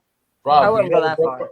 I might do acid, but that's a heavy high. 1 day to trip, 1 day to recover. That's a lot. Yeah, I'm not into any drugs anymore. I don't want to be a part of the drugs. They're just not. Yeah, that's good. Not this page I'm on anymore, man. And you took live a now lot a to break natural out high. of the chains. Right, Yeah. Bill? Natural high. That's the way to live. High off life. Like, I love this. Even doing these shows give me a nice. Oh, I love them. I love doing Gives this. me like a doing it. buzz doing these shows. Gives you a buzz, man. So does writing. Gives me a buzz. I really enjoy writing a lot, and that's why I do different books that I do, and then talking about it, and then everything else that comes with it. That's great. And then of course you got your family, which is great. So man, it's a great life. It's a busy life. My family's back. Like they all trust me. It's just great, man. Let's keep it that way. I could not. I wouldn't change my life now for nothing. I'm absolutely blessed to be where I'm at. Yeah, you can tell the shows. And hopefully, you guys know I'm trying to buy some toys for these kids at the homeless shelter this year. Maybe okay. put together some packages for them, maybe with snacks or whatever. I'm trying to figure out something creative for them. If you guys want to donate, you can donate through YouTube. You can donate through Cash App, Venmo, PayPal. All the money that I make through this channel is going to go right towards that. So that's great. Feel free to donate. And you should set up an Amazon wish list of like kids' toys. People can buy them and like send them to your house, and you can give them to the wherever you donate them to. Yeah, they have to do that. Yeah, I just when they donate the money, when the money comes in through YouTube, I'm gonna go to the store, I'm gonna buy some toys, and I'll drop them off at the place when the video record the whole thing, just like I did last year. Same process, man. You know? That's awesome. No. Unless you want to set up that wish list thing, because I don't know how to do all that shit. All right, yeah, we can do that. That's cool. You can help me do it, man. I like that. Yeah, for sure. That's great, and that's gonna be in the Connecticut area, Bill. Yeah, it's in Bristol, Connecticut. It's in the shelter in Bristol. That's great. That's all great things, man. Great things. People had to work. It's sad sometimes that they only wait one time a year, trying to help as much as you can with the church. Do it all the time. Make Christmas, all year round, right? And helping those who need it, and hopefully get back on their feet, because that's what you want. You want people to be independent. I think there's like it's around $145 so far towards the toy drive. So if you want to donate. I would really like to get them something, something rather than some little crappy toys. Like I want to get them something good, Yeah, it's kids. And I buy the stuff that I like when I was a kid. Like I want that, and I give it to them. They're like, especially these kids who are very poor or inner city or whatever, and they get something like that. That's something special. That's a Christmas they're gonna remember, right? Look, kids sitting in a shelter, they don't get shit, man. They don't have nothing. They have nothing, no home to even go to. Right. They have to be out of the place by 7 a.m. They have to be back in there by 7:00 p.m. And it's like that's not a way to spend Christmas with a bunch of kids. And there's other families that are sleeping in cars that people don't do anything for them, and they go to places like Brian's Angels and get blankets and food. They don't consider people that are living in their car with their kids homeless. It's weird. Yeah, they're definitely they're not on the street, but they're on the street. No doubt about that. Like, when you see a family in a car around Christmas time, it's a pretty sad situation. You probably seen this too. When I used to take the train, the VRE headquarters just before COVID, was in headquarters, and I used to go Union Station in DC. Yeah, man. Headquarters. I couldn't believe I didn't even see this because I was in a car. I couldn't believe the many people in tent cities in DC, in our nation's capital. They're just sleeping on the street. They're living on the street. It is horrible, coughing, dying, and it's freezing conditions. I'll be there like maybe 6 o'clock in the morning, and they're just laid out, camped out, and it's horrible condition. We said this country is too great for that to happen. We need to put them in a shelter somewhere else. If A, it's bad for the health, and B, it's bad for tourism. Nobody wants to see that, first of all, and then they're panhandling you. You don't want to deal with that either. So it's like, get them off the street. They have a drug addiction. They have problems. Our country is too big and too great to have this kind of situation, especially in the capital, heart of the capital, Union Station. I'm like, what is this? I've never seen anything like that. And I've been it was insane. When I went there, I was like, wow, it was craziness. And they're all Thank over. you, Bruno. They harass you. Really appreciate that, Bruno. Thank you. Hey, Bill, why don't you make a 1 or 2 minute just a video on your own, heartfelt video of what you're trying to do? Put it. I did. I don't know if it was. I did make a video. Here, I'll play it for you right here. I'll spread it on my social for you too. You did? Oh, let's see the video. Maybe it's not. I don't know if it's good enough. Maybe it's not good enough. I don't know. Maybe it's not heartfelt enough. I don't know. I forgot to turn the Christmas tree lights on. Hi, too. my name is Tammy, and I would like. Ignacio, do you have a YouTube channel? No, not really. I do a lot of shows. I do have a YouTube channel. I put like 4 or 5 of my things, but you look at me on YouTube, type my name, and you'll see every show I've been on. All right. Yeah, I All right, vote. ready? What's up, everybody? It's Chatting with Staxx, Bill Staxx, and I'm here to wish all of you a Merry Christmas. If you can, donate towards the toy drive. I'm going to be buying toys for the kids that are at the shelter in Bristol. You can donate through the Cash App. It's $ Bill Staxx 2021, or you can send it through YouTube, super stickers, super chats, all that stuff. PayPal, Venmo, but Cash App's a big way. And I will be buying the toys, showing you guys the footage. I appreciate all my subscribers. Make sure you hit the like, subscribe, and notification bell so you can get my videos every time they drop. A lot of good content coming. Stay tuned. You're close to 5,000 subscribers, right, Bill? Yeah, pushing, man, steady, and That's I'll good. be there. That's a good number. And William, I know you're doing pretty good too, right?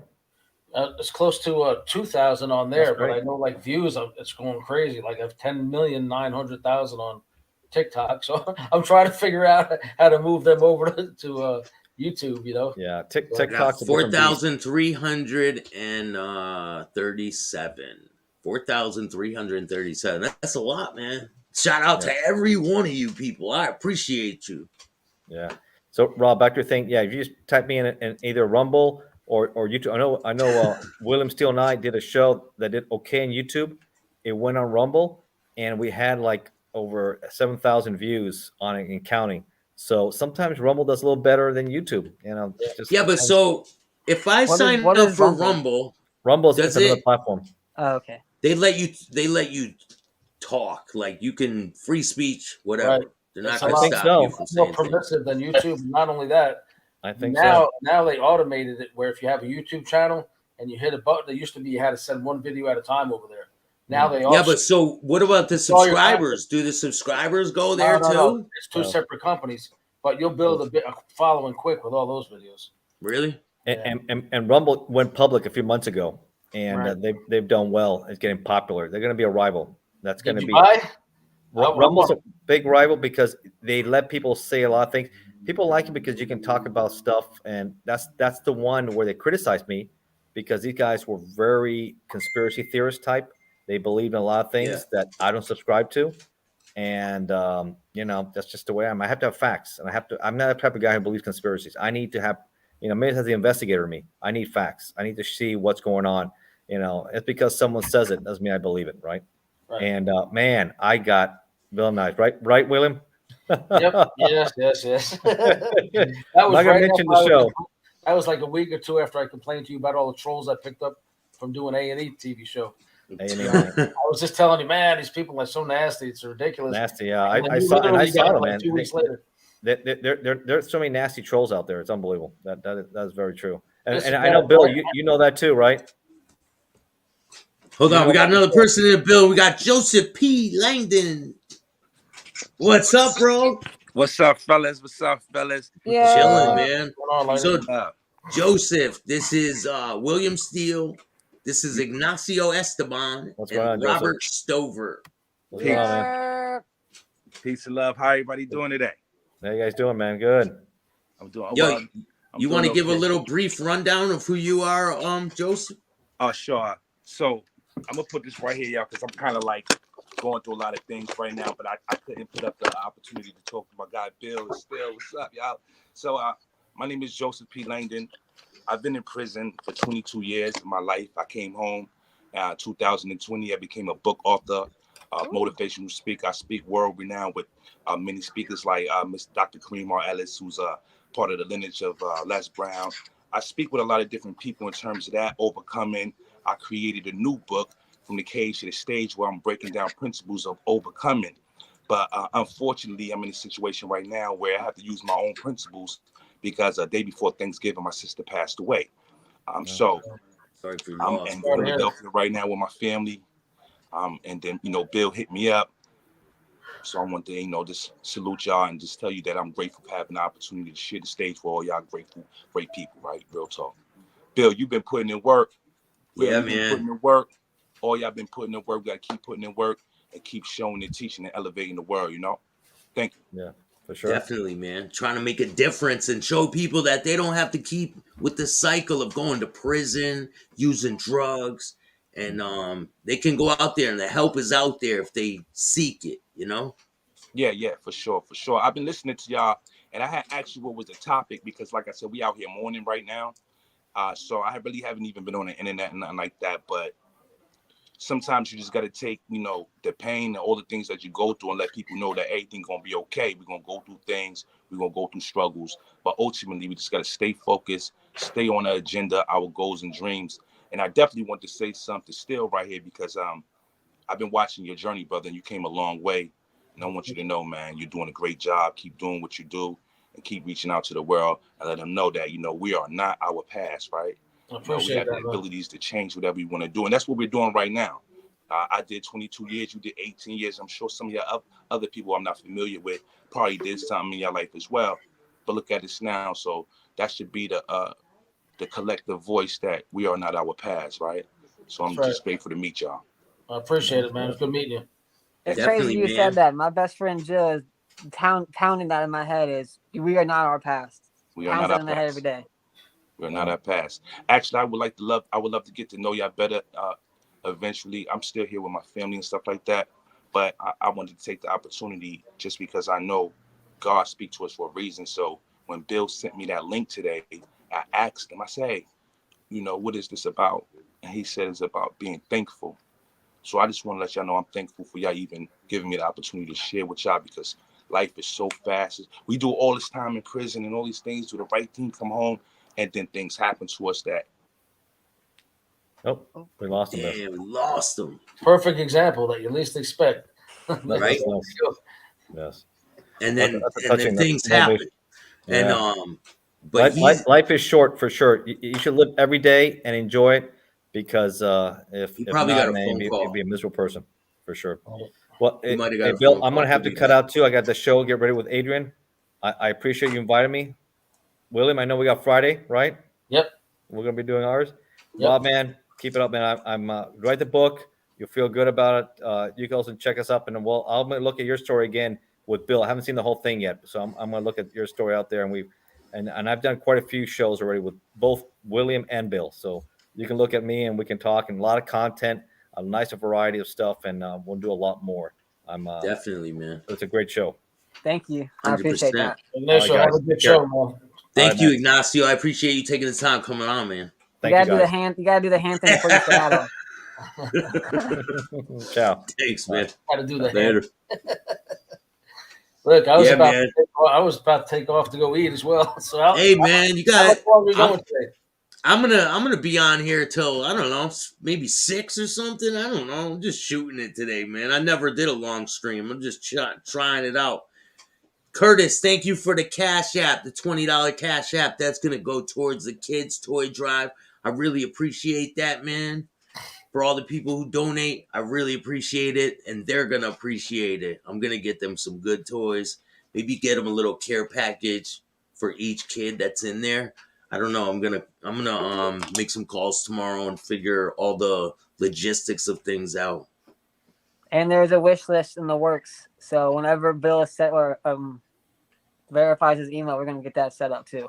Yeah, we're gonna do the wish list thing and try to figure that stuff out. Hey, Rob, make sure I have your contact information either through Staxx or just look me up on Facebook. Is your name William Steele on Facebook or is it Bill Steele? William Steele.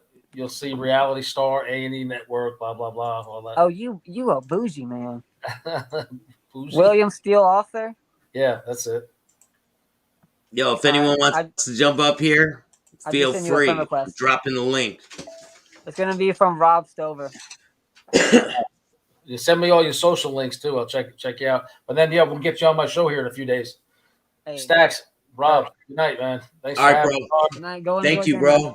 All right, you're welcome. I got to figure out how to get out of this thing. I got you, bro. I got this in my hand. I don't know what I'm doing with it. Give him the boot.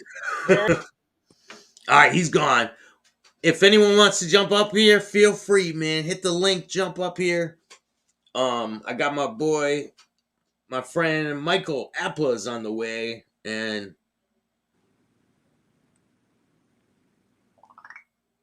Can I say something real quick?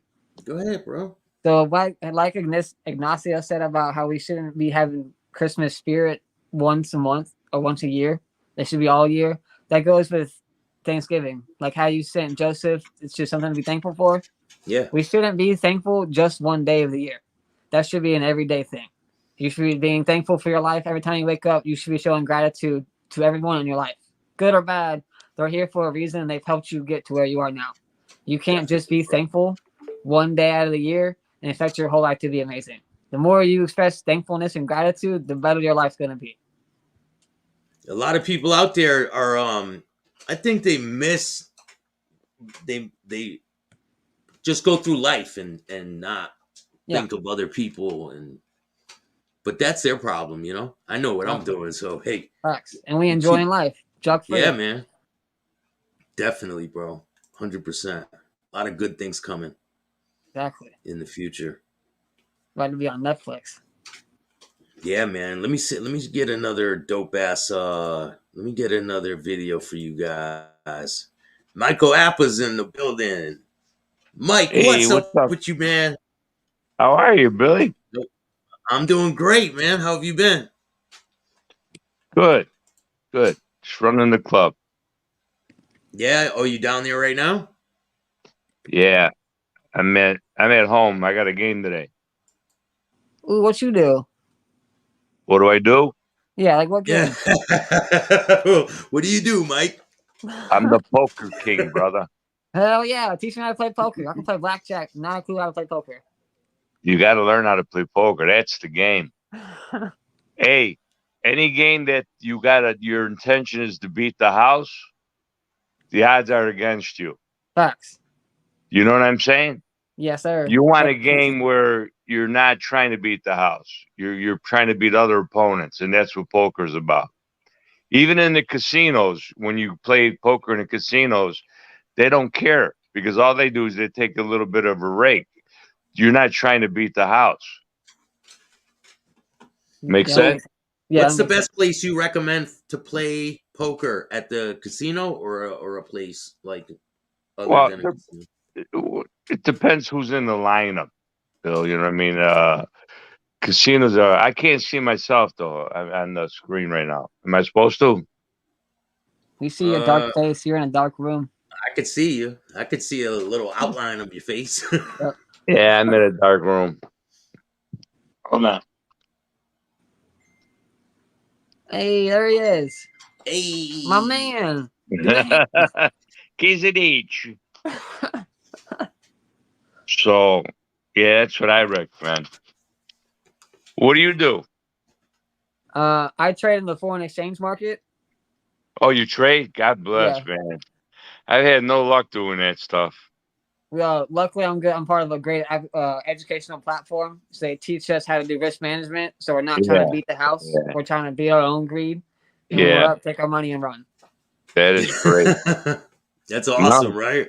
He's good at it too, man. He's doing good at it. Like, that's what I try to do with poker. See, you hey, you're good. You're good at poker. Didn't you win the World Series of Poker before, Mike? No, I played in it many times, but you know, I won a few different events. But my heart is, you know, that's on my bucket list to win a bracelet at the World Series of Poker. Last time we were around, I was at the World Series of Poker. Remember, I showed you all the people and stuff. Yeah, we were trying to do it, but you didn't have a good service, and it was like all Oh, choppy. yeah. Remember, we tried to go live from there. Yeah. Yeah. It's nothing more exciting, man. It's like being at that stock market with all the people. You should see the thousands and thousands of entries and people there. It's a most exciting time of the year. Yeah, there's like rich people there. There's famous Oh people, God, right? famous people. Packed. Remember, I showed you James Woods. Yeah. James Woods was playing. The guy from the Storage Wars. Remember, I showed you a picture with him. Yeah, you sent me pictures with him, videos with him.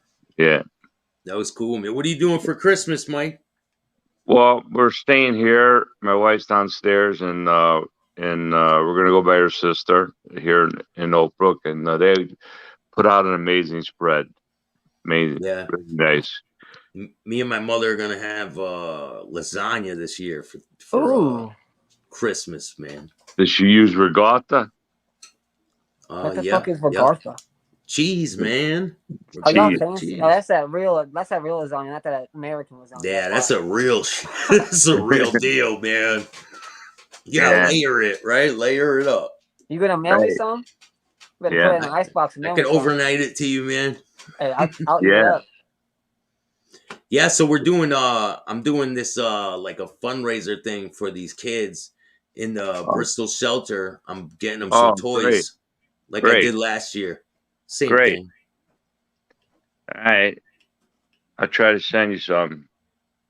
Yeah, I appreciate it, man. You got it, buddy. They loved it last year, man. They were really happy. No, that's a good thing. I got them some good toys, man. And I'm gonna Amen. record the whole thing. My daughter's gonna come help me wrap them all. You know, we spent some time together, just doing Amen. it together. It's something that we can do every year together, and Right. try to help. You know, Just get back, because yeah. if Amen. when I was a kid, we grew up with not that much money. We weren't in the shelter. Like, can you Yeah. imagine being a kid in the shelter around Christmas Right. time? Yeah. Sad. It's like, I know what you're saying. I mean, I grew up on the west side of Chicago. It was not pleasant, you know. And I was there in 1968, and it was a pretty bad neighborhood, you know. And that's when Dr. Luther King was assassinated, and I was in a high school that was there was riots around that time, right? it Because of was that. brutal. Yeah, Like it right was when that riot. happened, they were popping off all over the place. Didn't that happen down in Memphis or something? It happened. Yeah, I don't know exactly where it happened, but it trickled over to every state. You Yeah, know, I heard you remember stories the about pictures? that. You've seen pictures of that too. Remember? Yeah, yeah. I'll show a Yeah. picture. Yeah. Oh man. The riots of 60. What was it? 68. Yeah. And I was in the midst of all that.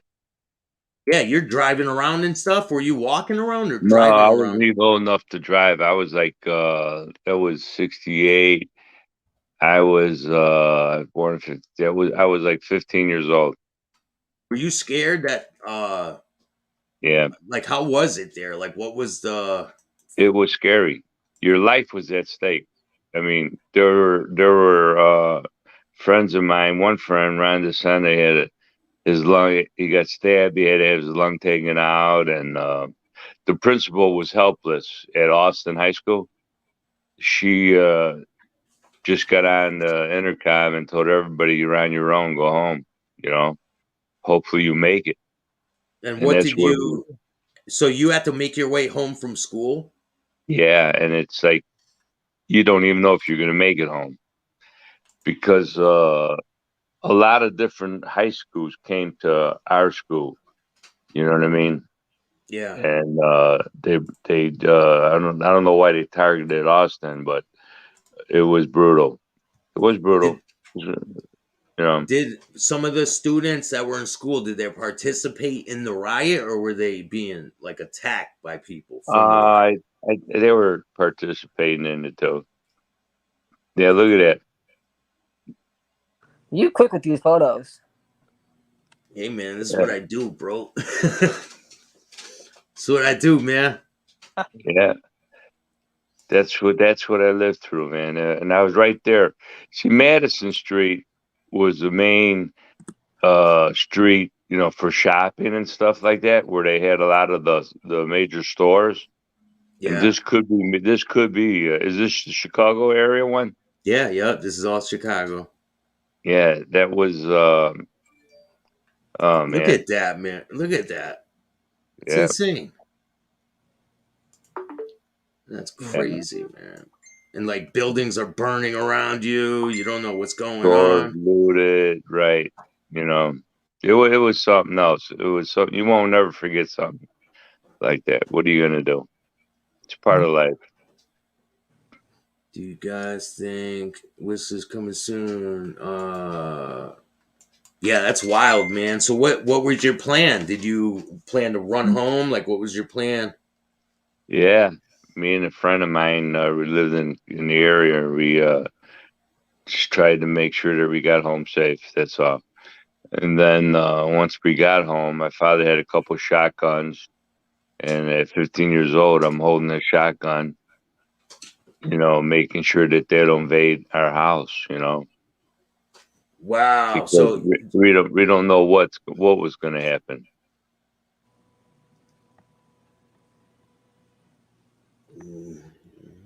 It was that bad. It was really, really that bad. It was unbelievable because I lived right off of Madison Street. Like I had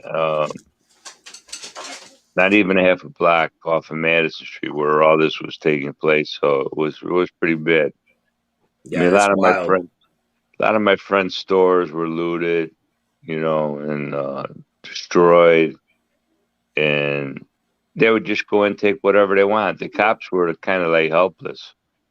It was 68, right? The year? Yes, 1968. Hold on, someone asked me for a phone number. I'm gonna handle something real quick. Dorothy says, "Do you guys think that the mob has something to do with JFK's murder?" Absolutely, I think so. Definitely, 100%. Mob or the government? What's the difference? That's what they're saying, absolutely, but I don't know nothing about that. But there's a definite possibility, yeah. I mean, they bring in, what is his name? Giancana's name in that and all that. He was involved. I know it. Yeah. They were. There's too much evidence out there that say they weren't. That he was. Right. And the way that the Kennedys were messing with them after they Yeah. helped them get Yeah, right.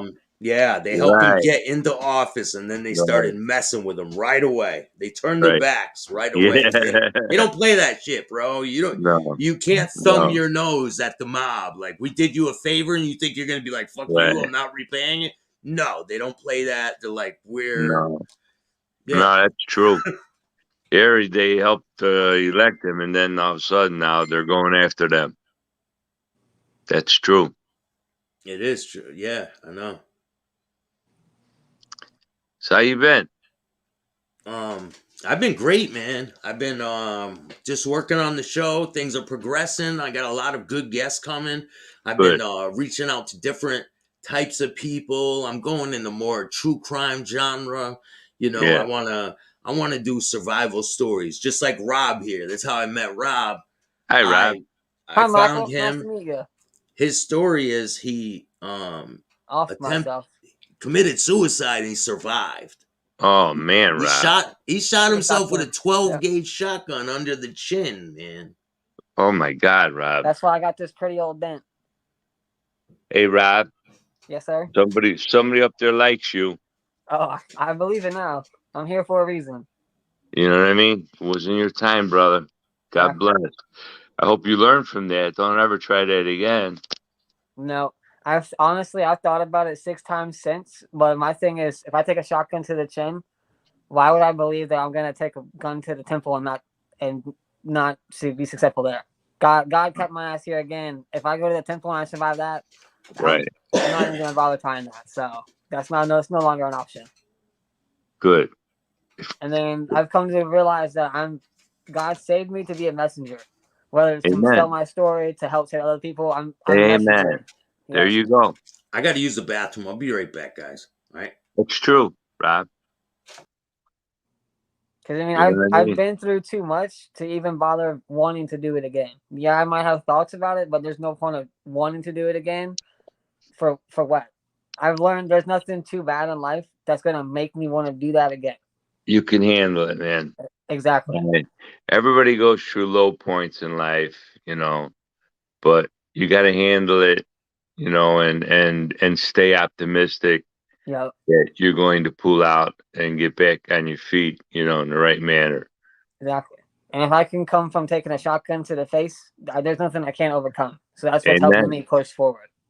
If I can dig myself out of that rock bottom, there is no lower than that. So I agree with you 100%, brother. Mm-hmm.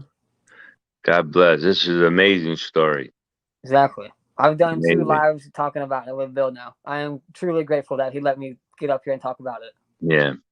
And hopefully you can reach someone else that is in that rut that you were in, and save them. You know, your story may prevent them from Well, trying the same thing. So I talked about that earlier. When I got out, I did armed security, and I went to go relieve a guy. Never met this guy in my life, never seen him before, and he asked me about to my face, and I told him like a brief story, like what I went through and how I tried to kill him myself. And he gave me a big hug, and then he handed me his handgun. And he was like, "I need you to hold on to me until I feel better, because I've been thinking about this or trying to kill myself the last few weeks." wow. So that was my first time. I'm here for a reason. I'm here to be a messenger to help touch other lives. See, you already touched one person already. Mm-hmm. But God's using you in that manner to save you so you could save other people. Yo, do you know how many people reached out to me and said, Staxx, when I heard Rob's story, I broke down in tears. Do you know how many people reached out to me after I had you on the show, bro? That's why when I tell you, like, when I sent that story to you, like, what about everything? Yeah. I send that to someone, like, you need to get tissues because you're gonna need tissues reading this. Yeah. Because I mean, as a 20-year-old kid, you wouldn't expect them to do that, and then since I did it, it's very heartbreaking.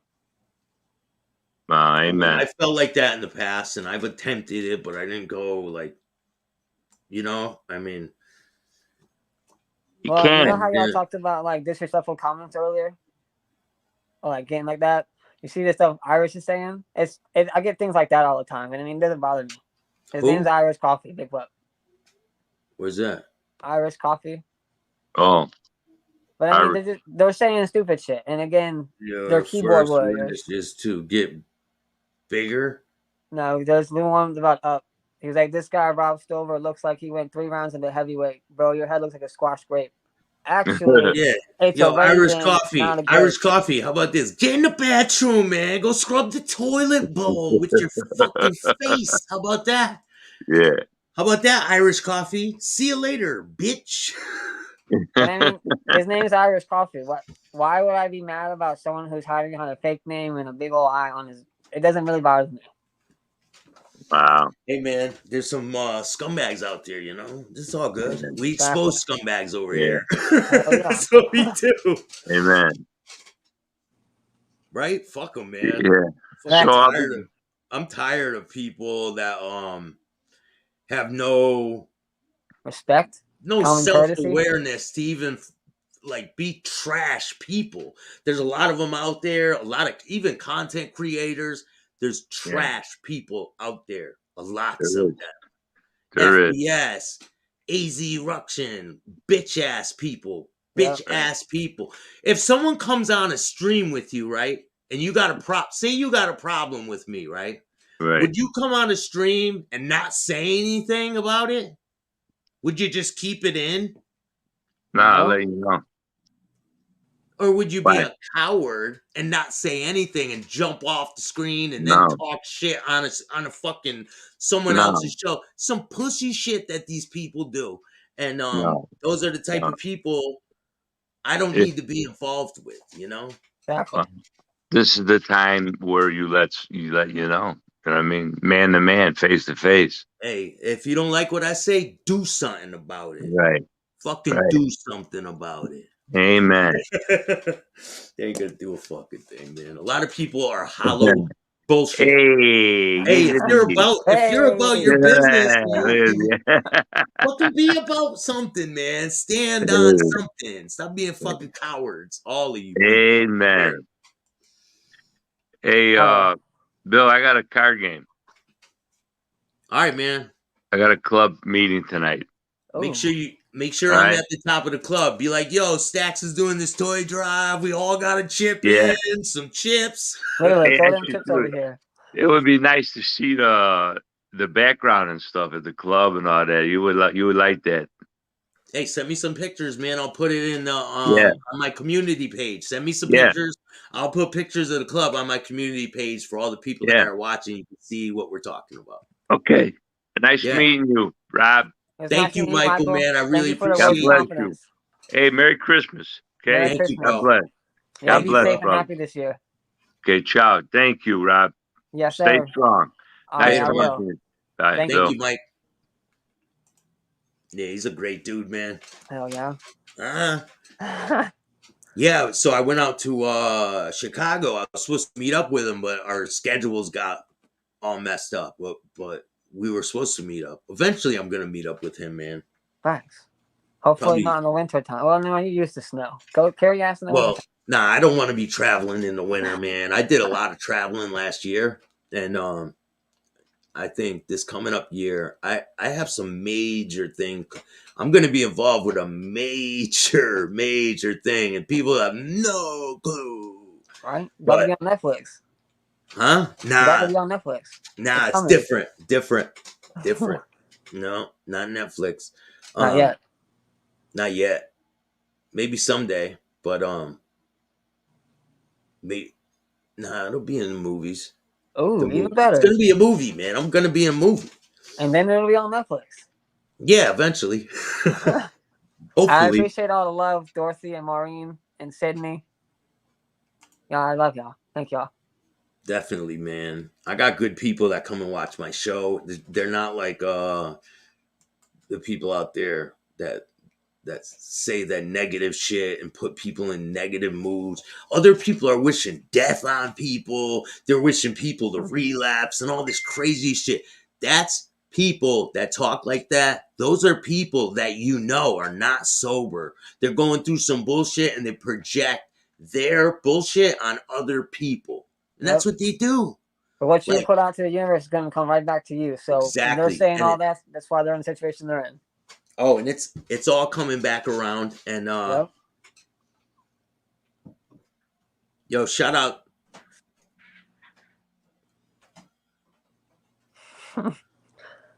Hey, I got no ring on this finger, so if y'all want to slide in my DMs, let me know. Jimmy, happiness and positivity. You're right, man. Definitely. You need to start your show off when you just, hey, mamma mia. Yeah, that's on Forget About It Friday, bro. Yeah, someone said forget about it in the chats, and as soon as it's like, I just thought about that in my head.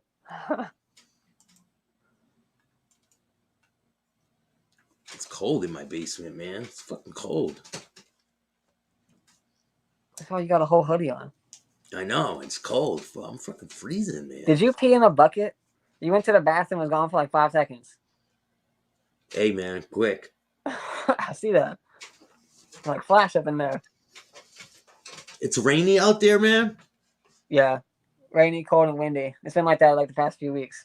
What moved you to move to Texas? Like what? I needed new It's a big scenery. jump, man. This is a big jump.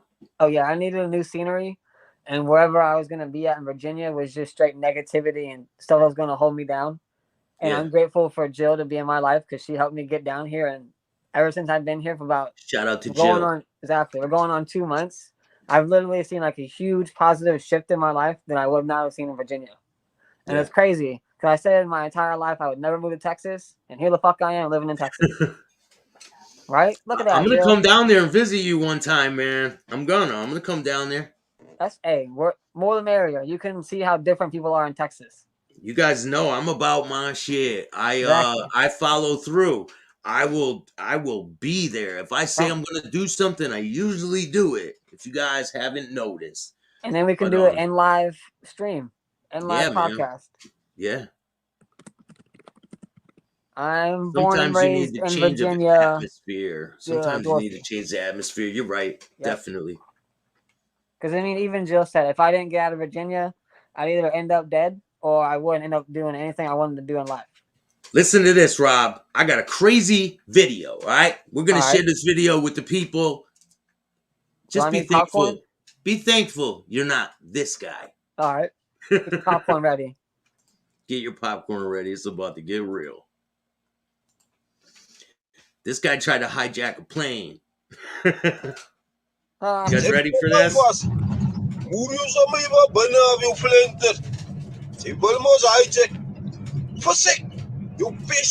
Dude's on the outside of a plane. I give him props for holding on like that. It's not blowing away. You believe that, yo? You see where there was 3, I don't want to say refugees, but there were 3 people in Africa who got on like the top of the rudders on like a shipping boat.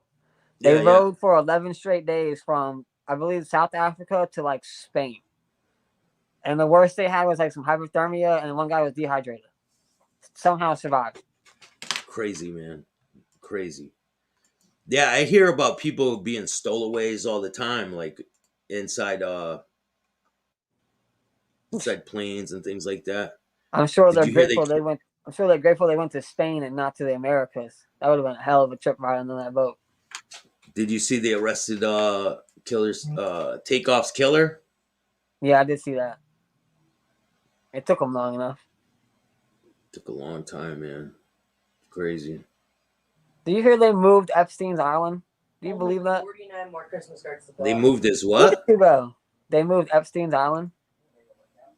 I didn't know that. Yeah, I don't know where I heard that from, but I heard they moved. I don't know how you move an island. Maybe they just moved the operations to a different island, but someone said they moved his island. All right, hold on. Look at this video. It says Good Samaritan saves young lady from becoming trafficked in Raleigh, North Carolina. Ooh. Trafficked. Ready? Play you this one. This dude saves a young lady from being trafficked.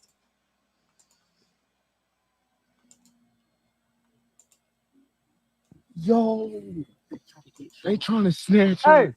Yo, yo. Don't let them get you. They trying to kill me. So basically, we came from the store. We pulling out. She walked in front of us. Was waiting for the cars because if you stay in Raleigh, you know that shit right there, busy as hell. Van pull up, slow as hell. Open the door. Shit. Start recording before they open the door and shit. Scream, yo. Shit like that. In the video, they took off. She the whole like when she go through the woods and shit. We turn around, we double back. You know what I'm saying? We go see what's going on. She was hyperventilating and shit. She didn't really want to talk to us. She ended up like she didn't want to get close to us type shit. She ran off again, like ran away again. She was straight though. They ain't catch her in there. So I mean, that's the most I can do. All that shooting and shit, y'all niggas talking about. No, sir, cut it out. Y'all niggas tripping. Fuck out of here.